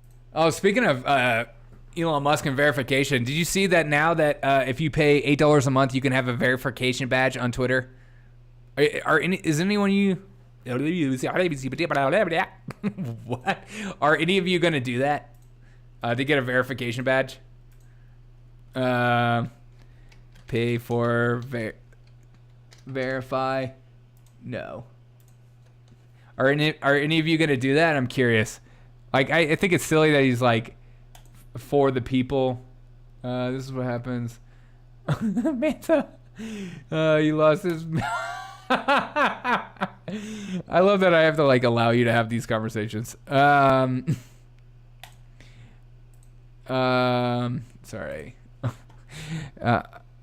People are pissed that they have to pay for a check mark, but they're mad that they no longer allowed to have free stuff anymore. It's not even, it's that, but also the people with check marks are mad because now people like me can be seen as an authoritative source due to the check mark. Because there's a certain amount of us that like, or most of us, when we look at a check mark, we're like, okay, we're communicating with a real person. We're communicating with somebody who's like, has some kind of influence. So we give them some kind of like, we give them that authority over a person with like a fake name and a fake username and a fake profile pic or whatever. My Twitter exists simply for legacy purposes. Okay. I like just using Twitter for fun. I don't see it as a serious place. But I'm considering paying for it only because I have this show. But I don't know. I probably won't. It's just like $8 a month seems like not a lot. But if you put it over the span of 12 months or 24 months, it's like, that's too much money just to be part of some secret club. I was banned from Twitter 4 times. Probably won't go back. That's understandable. I mean, Elon has changed Twitter. Again, now that I've been on Twitter for forever because I think it's just a great way to get information, and there's great videos and stuff in a fast way. And now I have more communication and more replies, more likes, more all this stuff on my tweets than ever before. He obviously did something that opened stuff up. So he's going to put up for $19.95. You can get a verified account on Twitter Blue. And I think that's going to be very good. Now. You're going to get rid of a lot of the junk that's out there. He's immediately started firing all the top executives. In fact, I think it was today he completely... Depends if it drives more traffic to the channel. Exactly. And that's something I'm trying to figure out if it's like worth it. If it's worth me buying a check mark. I think I'm more interested... I think it means, too, that people that have check marks now, that they're going to have to pay $8 a month to continue to have a check mark. I'm not totally sure. It doesn't look like he's, like, ironed out those details yet, but I'm curious if that. But also, so if you pay $8 a month, if you reply to people, your reply gets pushed more to the top. And also, people try to search for you. It's more like the algorithms are just more in favor for you because you're supporting the platform. Also, there's like a thing where I can upload longer form videos. I don't know. There's all kinds of weird stuff. If you use it as an advertising site, okay, yeah, it is now safe to spread truth. It is on Twitter. You can say whatever you want on Twitter now. Almost whatever you want. You can't, call for murdering people unless you're the Ayatollah. Then you can totally do that. Matt, I'm no authority or anything, but paying for it changes nothing. I get that. There is a certain aspect about the internet that you just want it to be free, and you want it to be like free for the people, free for the little people that can afford stuff like you and me. You know what I mean? God. All right, here we go. The entire board of Twitter, bringing his people in. Actually, he's bringing in a lot of technical people from Tesla, and he's going to shake this thing up.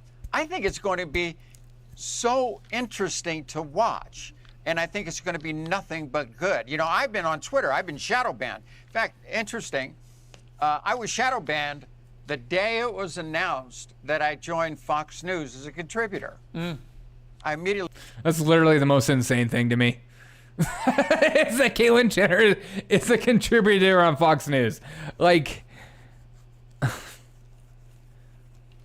That's a special kind of privilege, you know what I mean? Like, what the heck? I paid for Gab Premium once and it was a ripoff. I almost did that too, but I decided not to. I like the idea of Gab, but it just doesn't, like, there's not enough interaction on that platform, Unless you are Nick Fuentes or something, you know what I mean?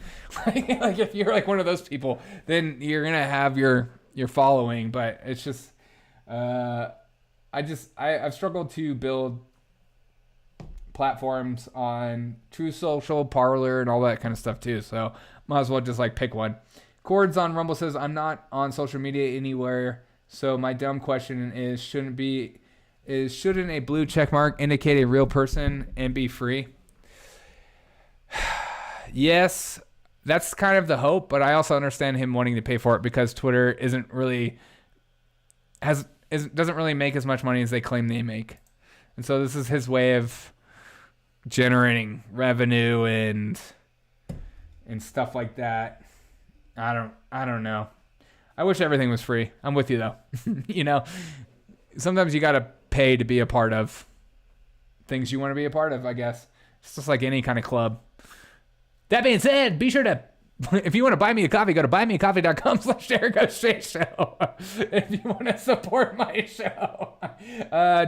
So that one day I could do this for real. Dorsey's coming out of a new site, Blue Sky Cloud, nothing blue. Wait, Jack Dorsey is coming out with a new site, Blue Sky or Blue Cloud. So I did see something like that. I'm curious about that. Jack Dorsey seems to be on a very libertarian path now. I know that he used to always be a disruptor, but I think maybe the people he hired brought him down the wrong way. Why not a red check mark? Is it in beta right now? I'm not sure. I didn't see the tweet that Elon put out. He didn't say when it was going to happen. Let's see if I can look it up right now. This is what this show is all about. This is what this show is about. Blue. Twitter Blue. Okay, edit your tweets, Twitter Blue. Subscribe for $4.99 a month. All I see is $4.99 a month for Twitter Blue. I wonder if Google or Amazon will kick Jack Webb's hosting. I wonder about that too. Yeah, I don't even see anything. I think it's just beta and they're testing it out. I don't see any option for me to change it up yet. I'm looking right now. And plus, when I did my podcast on that tweet, Elon Musk didn't add like when it was going to be available either. And I think that's like the minute he says like when we're allowed to do that. Jack Dorsey's new site is in beta right now. Oh, cool. Jack is beta. He is tweeting a lot though. I mean, look at this from Elon. All for $8. Yes. Okay, see. Oh, there's the quarter lane. When will it launch? Yeah, I don't know when it's going to launch either. But I don't know. I think I'm hopeful for Twitter to be better, you know? I just feel like someone like Elon will hopefully get the right people around, even though some of the people he still kept on board aren't the best. There will be a secondary tag for people to name someone else who is a public figure who is already in case for use of the case of politicians. I don't know. We'll see. I like this idea right here. Twitter will also give Twitter a revenue stream to reward content creators. I wonder what that's all about. Hopefully they'll reward content creators who aren't like a part of like Daily Wire or something, who aren't already making money. Hopefully they'll reward smaller accounts. It just seems like some of these like platforms like YouTube and Twitter and stuff like that, it's hard for people like me to grow, but it's like, it just seems like the rich kind of get richer kind of idea of like, if you have a lot, then more people watch it. I got to get going, Derek. Thanks for hey, Papa, peace out, man. I appreciate you. Biden economy is so bad that even Stephen King is crying about $20. Yeah, I did see him like freaking out about like the idea of paying $20. It's like, what's your problem, Stephen? Just write another book. Build your own platform. Just freak everyone else out, you psycho. Well, it's funny you say that, Caitlin, because oddly, I'd noticed over the last few months, my Twitter following number had gone down quite slowly but steadily for months and months and months. It's almost like a lot of bots are following you. I was losing followers. But in the last 2 weeks, since it looked like Elon Musk was basically going to be taking it over, I've suddenly gained all the followers I lost in 2 weeks. Now, it might be coincidence. It might be, I don't know, don't lie to yourself. Away bots or something like that. Or it might just be that from the moment it looked like Elon Musk was actually going to run Twitter, a lot of the people doing this kind of shadow banning, which for people who don't know, they put stuff in the technology. It's not even necessarily, there's like a shadow banning part too, where you try to follow somebody and then you click follow and you all of a sudden are unfollowed them. There have been so many times where I'm like trying to follow somebody on Twitter and I click to follow and it clicks unfollow for me. It's just like a weird cycle. And I always wonder if people do that with me. Cords Willie and Rumble says paying for some kind of services is okay. Yeah, I think like if you want to be a part of the platform, you want to be a part of the culture or whatever, you want to be a part of, you fill in the blank. If you want to like give your money to be a part because you want to invest your time and everything into it, I get it. Buckle up, buckaroo. Yes. That's all I can think of too, David. Buckle up, buckaroos. Which basically reduces the visibility of people they perceive to be conservative or maybe anti-woke or whatever it may be. David, right here. Buckle up, buckaroos. Certainly in my case, it would be anti-woke, not conservative. But I smell a rat here. And I think you probably had...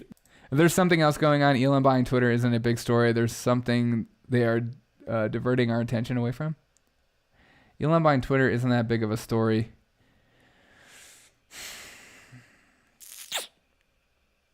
I don't know. Ukraine, the impending energy crisis in Europe during winter. Crazy as hell. Hey, thanks, Willie. I appreciate you, man, buying coffees. Thanks so much, man. It means a lot to me. Thanks for supporting the show, man. Appreciate that.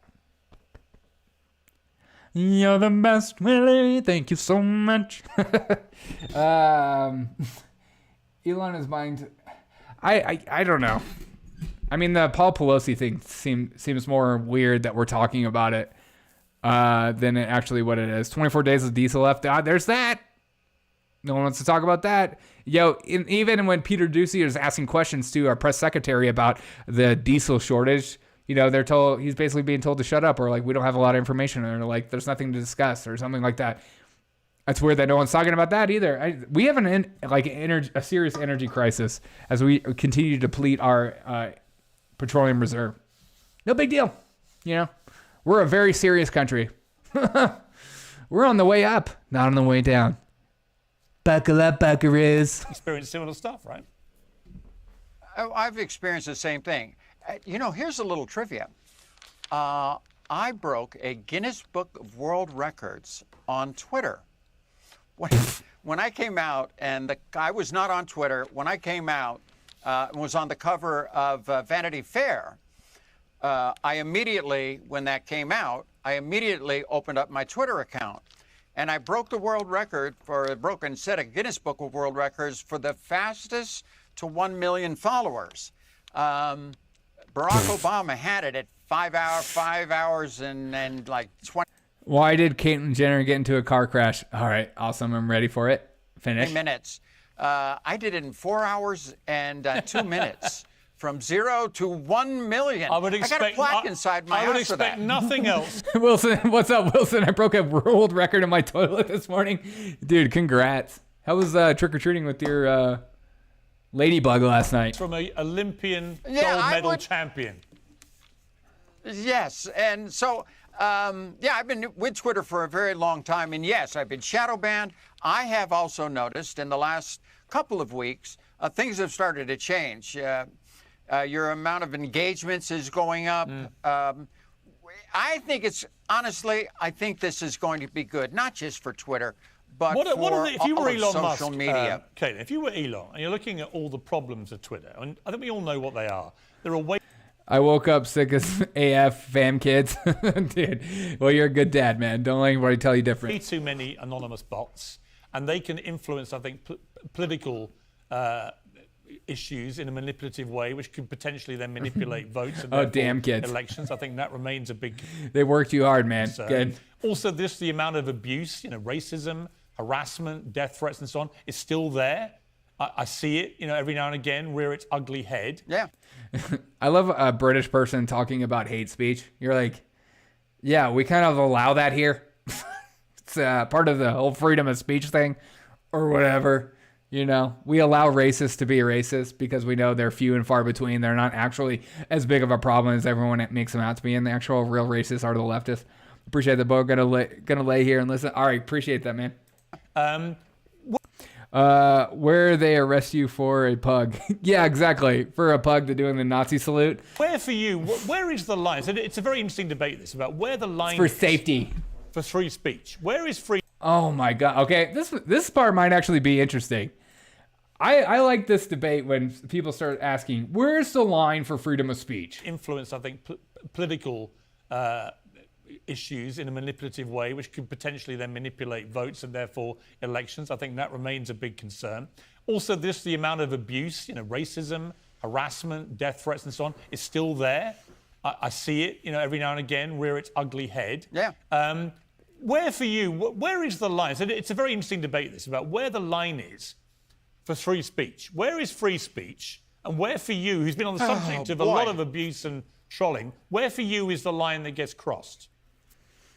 Well, first of all, I think that's in Elon Musk's hands right now, and the people that he brings in. He has to bring in. How about the line is threatening to murder somebody else? May that be the only line. That seems reasonable. Some really good, competent people to be able to run Twitter. Is Caitlin going to answer this? Hate speech shouldn't be anywhere. It shouldn't be online. It shouldn't be anywhere. And there is that fine line. Oh, okay. So if it shouldn't be anywhere, then how do we police it? That's the question. Between hate speech and something that's either true or maybe not quite as true. It's almost like, for me, I get a lot of jokes about me. I've been roasted and this and everything. And there is that fine line between a funny joke that is really true, okay, and a funny joke that is like hateful. To me, I don't want hateful jokes against me. I want funny jokes against me. And you can use me, and I love as good a laugh as anybody. But it's going to be the same thing with Twitter. Where is that fine line? And I think that he's going to have very competent people in there to be able to find out where that fine line is. Well, it's interesting you mentioned comedy because he actually tweeted, comedy is legal again. Oh, yeah. And I responded by tweeting back 2 laughing emojis and a thumbs up, which he then liked. Yeah. Very quickly.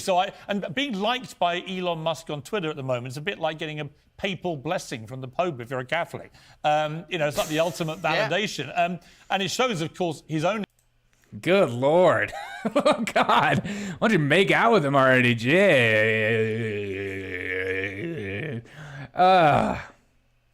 Again, Caitlyn Jenner ran as a Republican. Never forget that. Caitlyn Jenner obviously supports free hate speech rules because it's important. What is hate speech? What is it? Help me. Hate speech is, and Mansa put it perfectly, the line being affected or offended. As long as you're offended, then that's hate speech. But who gets to decide what's offensive and not offensive? It's completely subjective. So the line is always moving, and we're always afraid, and we're never going to have honest conversation, and we're never going to make jokes, because jokes are always true, usually true, and always funny, and always make people uncomfortable and offended. I hate the idea of, like, there are so many people in my generation and older that, like, are totally, like, about policing hate speech. They're like, yeah, hate speech is bad. Like, I grew up getting hate speech my whole life. And it turned me into somebody who, like, now laughs at my problems, laughs at being mocked, laughs at, like, the insanity of life. I was bullied my whole life. I was picked on all the time by being a ginger. Like, it's made me who I am today. But now we're going to have kids who are, like, so obsessed with being offended that they almost want to be offended. Therefore, they can police somebody else and tell somebody else how to live and what to say. And that power is intoxicating, to be able to tell another human being, what you said is offensive, and I don't want you to say it again. And you're like, well, it's not offensive. It's just funny. Yeah, but it offended me, and I want you to shut up. In fact, I'm going to call the cops. I'm going to call the FBI. I'm going to get you kicked off the service. That power is so intoxicating, especially for young kids. That's why they're more concerned with policing another person. That's why more people are willing to tell you, hey, put the freaking mask on, bro. You're trying to kill everyone around here. We're developing a very, very nice communistic society. This is good. No. Doesn't mean it doesn't like me. Yeah. Charles Manson affected people with his speech. Donald Trump offends people with speech. There's a huge difference. That is a huge difference. Telling other people to murder other people is different than saying Caitlyn Jenner looks like crap. Like, that's like a whole different, like, what the frick? But, you know, both are hate speech.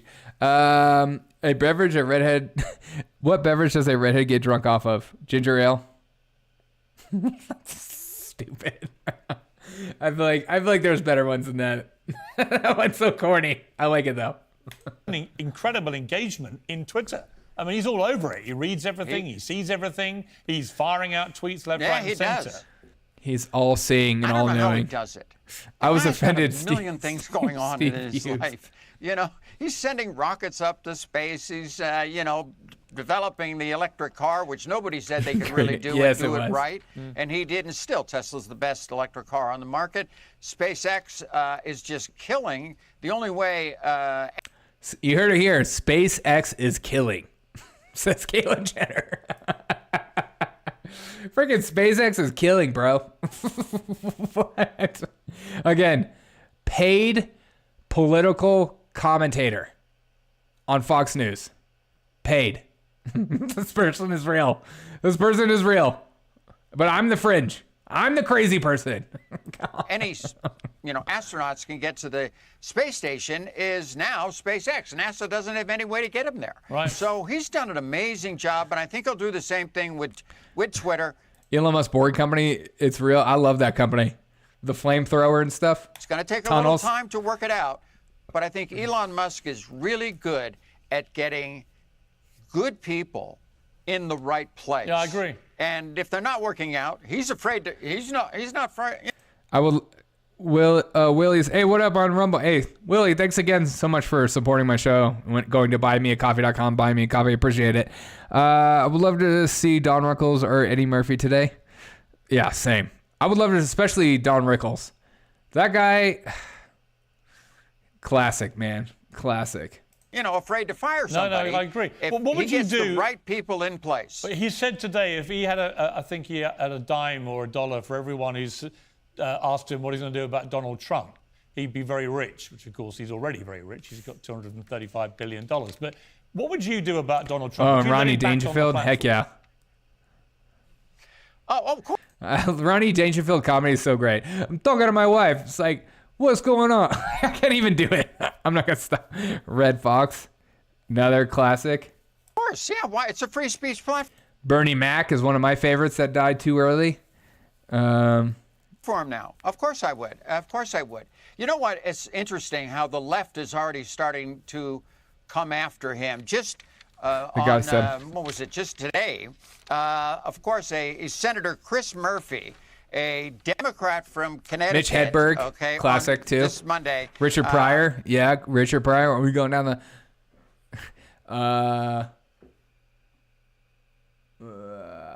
What's his face from, like Aladdin and stuff. I'm blanking on his name. What's his name?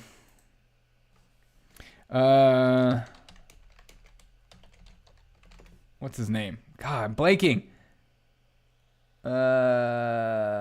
Where? Who's like Mrs. Doubtfire? I'm blanking on his name. Robin Williams. Thank you. Robin Williams is another comedian that I wish I would have seen, especially during his prime. Jim Carrey in his prime would have been amazing. I've never seen him live. I mean, I love the movies. Who else? I love comedians. Said that they have to review Twitter because for the Committee of Foreign Investment. Why? Because the Saudis, a lot of people don't know this, the Saudis have big... Oh, Patrice O'Neal. Classic. Dude, I freaking love Patrice O'Neal. He did die way too early. Way too early. He should have got a hold of his weight, man. That's another reminder. Make sure your health is in line. If you can control what you eat, so you don't die too early. Been big investors in Twitter for many, many years. I think they hold about $1.89 billion in investment in Twitter. Most people don't know that. But now all of a sudden, the left's going to come after and say, hey, we have to check out these investments. Saudi Arabia's been around for a long time with Twitter. They're the number 2 stockholder behind Elon Musk. But the left's going to take their shots. I think Elon Musk's a very sharp guy. I mean, my argument about Trump has been from... Dude, John Belushi. That's so sad too. John Belushi, Chris freaking Farley. I just went on a long Chris Farley kick and just watched all his old SNLs and all his old appearances on Conan and stuff like that. Chris Farley is one of my favorites of all time. I think he made me fall in love with SNL. 70s SNL is the best. 70s SNL is good. From the start of this is if you're going to ban Donald Trump, you can't then allow, as they've allowed, Vladimir Putin to retain his Twitter account. Elon Musk, my Antichrist, just saying, yeah, maybe, you never know. Taliban leaders, it's part of it. The supreme leader of Iran. There's no consistency there. Right. You know, you cannot allow people like that to have accounts and say Donald Trump should be banned. Oh, what about what's his face that got shot by his wife on SNL? What was his name? What was his name? Shot by his wife by a shotgun. Oh, Phil Hartman. That guy was freaking so funny. I freaking love Phil Hartman. He's such a good fatherly. Let's have a look up. Yeah, Phil Hartman. Thank you. Comedians that died too early. Let's look up all these people. 20 comedians that died too early. Let's see. Yeah, we just named those 3. Belushi, Hartman. Oh, Gilda Radner. Yeah, she died too early. 42. Dang, that's way too young. Al Bundy. I'm married with John. Oh yeah, Troy McClure. I don't know who that is. I have to look that up. Oh, Sam Kinison, of course. Sam Kinison was so funny. Andy Kaufman, another one. And we watched Andy Kaufman earlier. Andy Kaufman was only 35. That's depressing. Norm. Yeah, Norm Macdonald, 100%. Lionel Lutz, attorney at law. Yeah, Lionel Lutz, attorney at law. That was a great one. Oh, John Candy died at 43, a heart attack. Man, he was so good. He was so funny. Bill Hicks, of course. Bill Hicks was 32. I didn't know that. George Carlin. Yeah, another one. What's up, Jacob? Died of pancreatic cancer. Man, pancreatic cancer is no joke. Bill Hicks, a.k.a. Alex Jones. Chris Farley. Chris Farley was only 33 years old. George Carlin, I know. George Carlin's a great one. Phil Hartman was 49. Madeline Kahn, 57. I guess that's too young. Bill Hicks is Alex Jones, 100%. John Ritter, 54. I guess that's sort of young. Mitch Hedberg was 37. I always forget how young some of these people were when they died. Mitch Hedberg was easily one of the best one-liners. Richard Jenney, 49. Yeah. See, I love Bernie Mac. You want some milk and cookies? Freaking Bernie Mac. Benny Hill, yeah. Bernie Mac, man. I grew up watching Kings of Comedy. Greg Giraldo, yeah, 44. I never really got into stand-up. Stay away from that heroin. Oh, 100%. There's Patrice. He was only 41. That's sad. Mike DeFonso, he was reportedly in his 40s. What does reportedly mean? Jay Leggett, 50. I mean, he's a big boy. John Pinette. He was young. Robin Williams, man. Man, if you're going through depression, doing what he did is not the answer. Get help. Talk to somebody. Don't just bottle it up. He was pretty good at roasting people.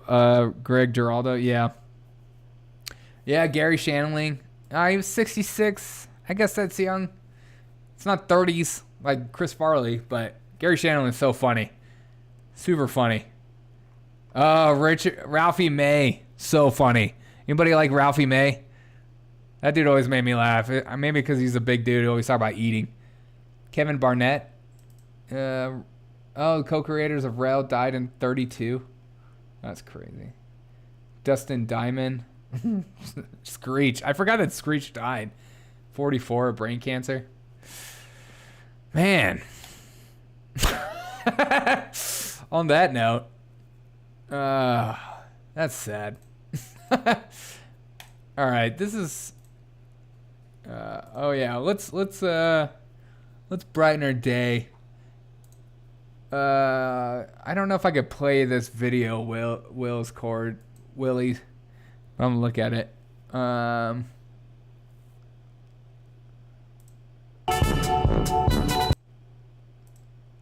Okay, Clown.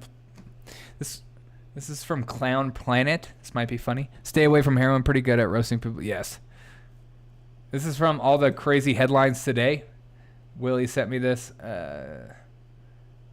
Woodland spot haunted for ghosts that tells people to have off. This ain't real, right? Is it?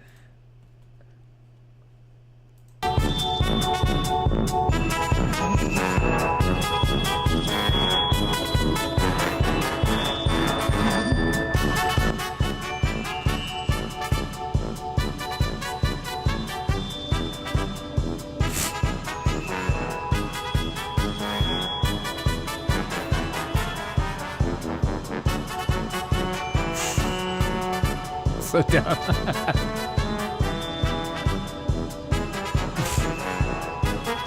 Come on, this ain't real.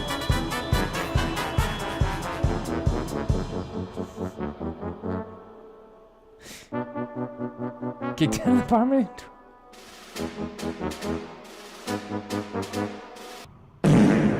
I love that freaking sound.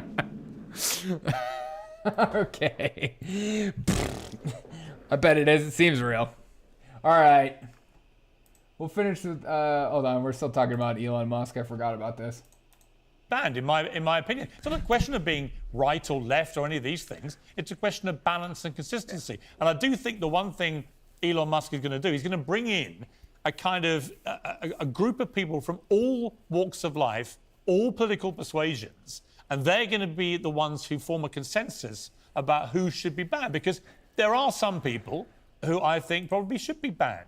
You know, if you're going to be spewing, you know, racism or stuff which endangers people's lives, I would say Alex Jones, for example, would be one example to me where by spewing his lies about Sandy Hook and imperiling the lives of the relatives of the poor kids who died, I don't think he should have a platform to do that. I swear, if another person says it's like his entire platform, this is why you don't like rely on people like Piers Morgan to be the one that cuts through the BS and endanger their lives personally. So I think there is a line, and I think he's going to get there with a group of people which will be far more rounded politically, probably, than the current leadership group at Twitter. No, I totally agree with you. I think, again, Elon Musk is very good. Piers Morgan at should be picking the right banned from that people to show. go to the right He should be banned from his own show. I totally agree. places. Hate speech on Twitter should not be there. Maybe a different point of view, that can be there, you know? These people are excited that Elon Musk took over, but they also don't want hate speech to be on the platform. Do you even know why Elon took over Twitter, or are we just like kind of just saying these things? I just don't get it, man. Like, I just don't get it. For the first time, because the problem with Twitter is that they have been just, you know, for the left, and they ban people who's on. I feel like I'm listening to two really dumb people that really don't understand the situation clearly, and they're excited about Elon taking over because it's going to be more fair, but at the same time they want him to impose the same rules, and which the reason why he bought Twitter was. I mean, what world are we? What's going on right now? What is hate speech? If we don't find, what if I don't find it hateful? Exactly. And I like the fact that they used the tweet about Elon Musk saying that comedy is free or whatever, comedy is back or whatever that tweet was.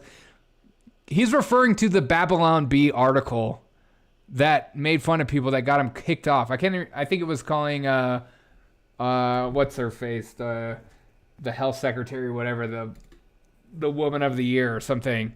I forget the name of the person, but like that's what got him kicked off, and that's probably seen as hate speech in Caitlyn Jenner's eyes. Anything can be constituted as hate speech, construed as hate speech. 100% Censor Mom. What's going on? I hope you're doing good. On the right, like in my case, shadow. There it is, Admiral. Fan. I'm a conservative. I'm a conservative. I'm for freedom of speech, except for hate speech. This country, they will do everything to limit my speech. Okay, but that doesn't happen on the left. I mean, they just totally let it go. I think what now with Elon Musk taking over, it's going to be much more well balanced as far as. Who's on Twitter and who's saying what? I've got to ask you, I know you don't want to talk about this in any depth. I completely understand why, because you have obviously a personal connection here. But Kanye, you know, Ye West, who I interviewed last week actually in the US, you know, there's a big debate about whether he should be given social media platforms now. So setting aside the fact you obviously know him through the family, what's your view? What's your view about what he said and whether he should have a platform?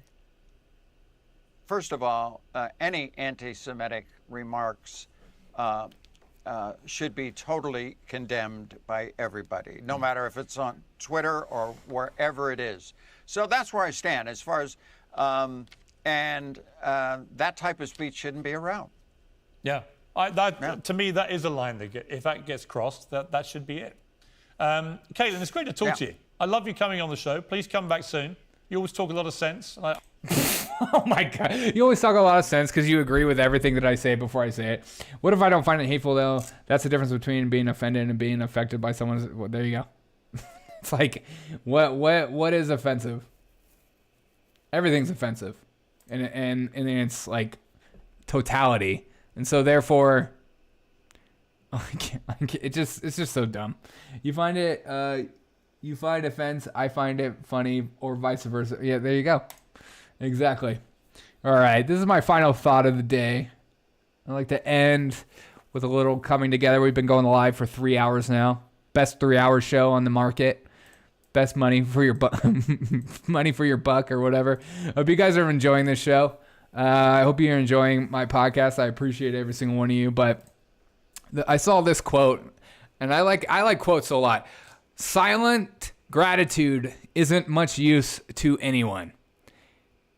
And so my encouragement to you today, because I always want to leave you with encouragement. I want us to come together and grow together as a community and grow together as human beings, is that find someone in your life and express some gratitude to them, even if you feel like they don't deserve it, or you feel like maybe you don't have the right words to say. But silent gratitude isn't much use to anyone.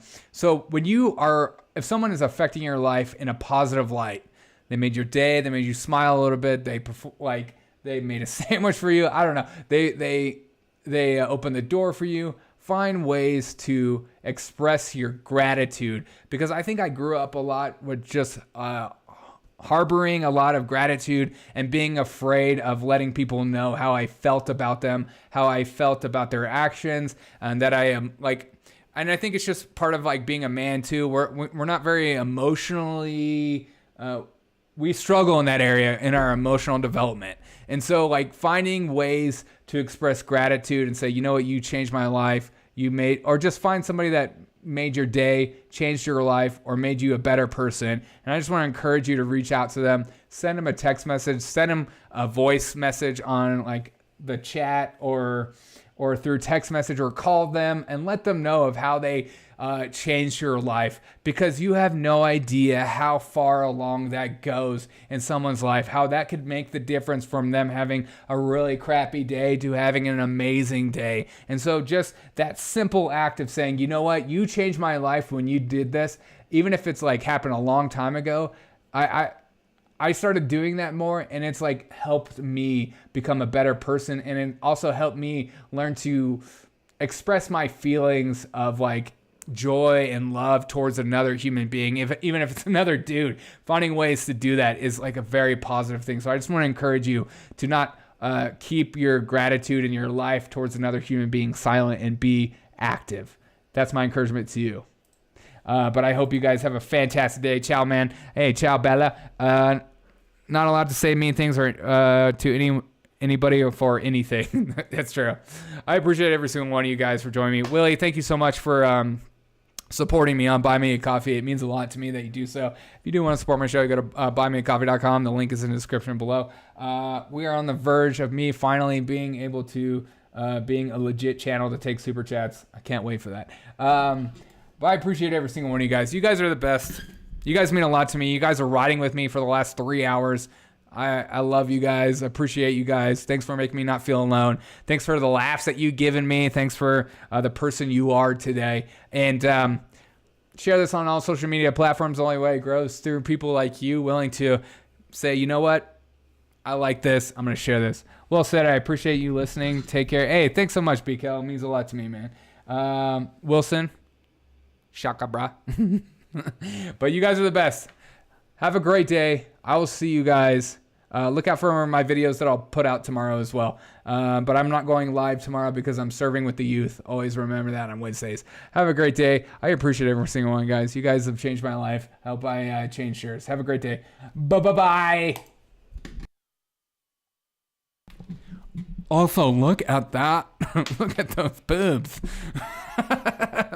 It's hard having a serious conversation with those things behind you. You know what I mean?